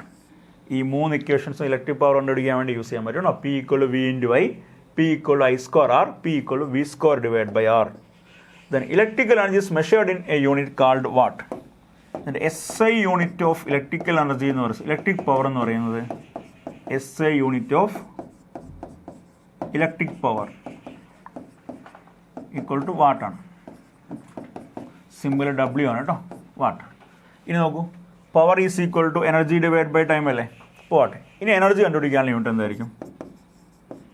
ഇപ്പം energy is equal to power into time അല്ലേ. Power into ടൈമാണ്. അപ്പോൾ watt into second എന്ന് എഴുതി കൂടെ, watt second. ശരിയാണോ? Power is equal to energy divide by time. So energy is equal to power into time. ഇപ്പോൾ watt സെക്കൻഡാണ്. അപ്പോൾ സാധാരണ കൊമേഴ്ഷ്യൽ പർപ്പസിലെല്ലാം ഇലക്ട്രിക്കൽ എനർജി മെഷർ ചെയ്യുന്നത് ഈ വാട്ട് സെക്കൻഡ് അല്ലെങ്കിൽ വാട്ട് എന്നൊക്കെ പറഞ്ഞ ഒരു സ്മോൾ യൂണിറ്റാണ്. നമുക്ക് ചെറിയ എനർജിക്ക് ഇത് വെച്ച് മെഷർ ചെയ്യാൻ പറ്റും. നമ്മൾ സാധാരണ കൊമേഴ്ഷ്യൽ പർപ്പസിലെല്ലാം ലാർജ് യൂണിറ്റ് ഉപയോഗിച്ച് ഇലക്ട്രിക്കൽ എനർജി യൂസ് ചെയ്യുന്നത്. അപ്പോൾ ഇലക്ട്രിക്കൽ എനർജിയുടെ commercial unit kilo watt hour ആണ് കേട്ടോ. Commercial unit kilo watt hour ആണ്. Commercial unit of electrical energy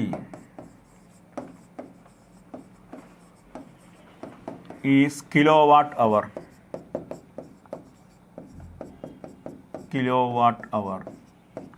okay അല്ലേ? അങ്ങനെ KWH എന്ന് എഴുതാം. Kilo watt hour. ഇതാണ് ഇലക്ട്രിക് എനർജിയുടെ കൊമേഴ്ഷ്യൽ യൂണിറ്റ്. ഇനി കിലോ വാട്ട് അവറിനെ വാട്ട് അവറിലേക്ക് മാറ്റണം. ഈ എനർജിയുടെ യൂണിറ്റ് എന്താ? Power into time equal to watt second which is equal to joule എന്ന് എഴുതി കൂടെ. എനർജി ജൂളിലല്ലേ മെഷർ ചെയ്യുക. അപ്പോൾ ജൂൾ. അപ്പോൾ ആക്ച്വലി 1 ജൂൾ എന്ന് പറഞ്ഞാൽ 1 വാട്ട് സെക്കൻഡ് ആണ് കേട്ടോ. 1 ജൂൾ എന്ന് പറഞ്ഞാൽ 1 വാട്ട് സെക്കൻഡ് ആണ്. അല്ല, energy is equal to power and time is equal to watt into second. അപ്പോൾ 1 ജൂൾ എന്ന് പറഞ്ഞാൽ 1 വാട്ട് സെക്കൻഡ് ആണ്. ഇനി എനിക്ക് വേണ്ടി 1 കിലോ വാട്ട് അവർ ആണ്. 1 കിലോ വാട്ട് അവർ നോക്കിക്കോളൂ. 1 kilo watt hour equal to, ആദ്യം കിലോ വാട്ടിനെ വാട്ടിലേക്ക് മാറ്റണ്ടേ. അപ്പോൾ 1000 വാട്ട് ഇൻറ്റു അവറിനെ സെക്കൻഡിലേക്ക് മാറ്റണ്ടേ. അപ്പോൾ 60 ഇൻറ്റു 60 സെക്കൻഡ് എന്ന് എഴുതാം. 60 ഇൻറ്റു 60 സെക്കൻഡ്. കിലോ വാട്ടിനെ വാട്ടിലേക്ക് മാറ്റി. ഇപ്പോൾ 1000 വാട്ട്.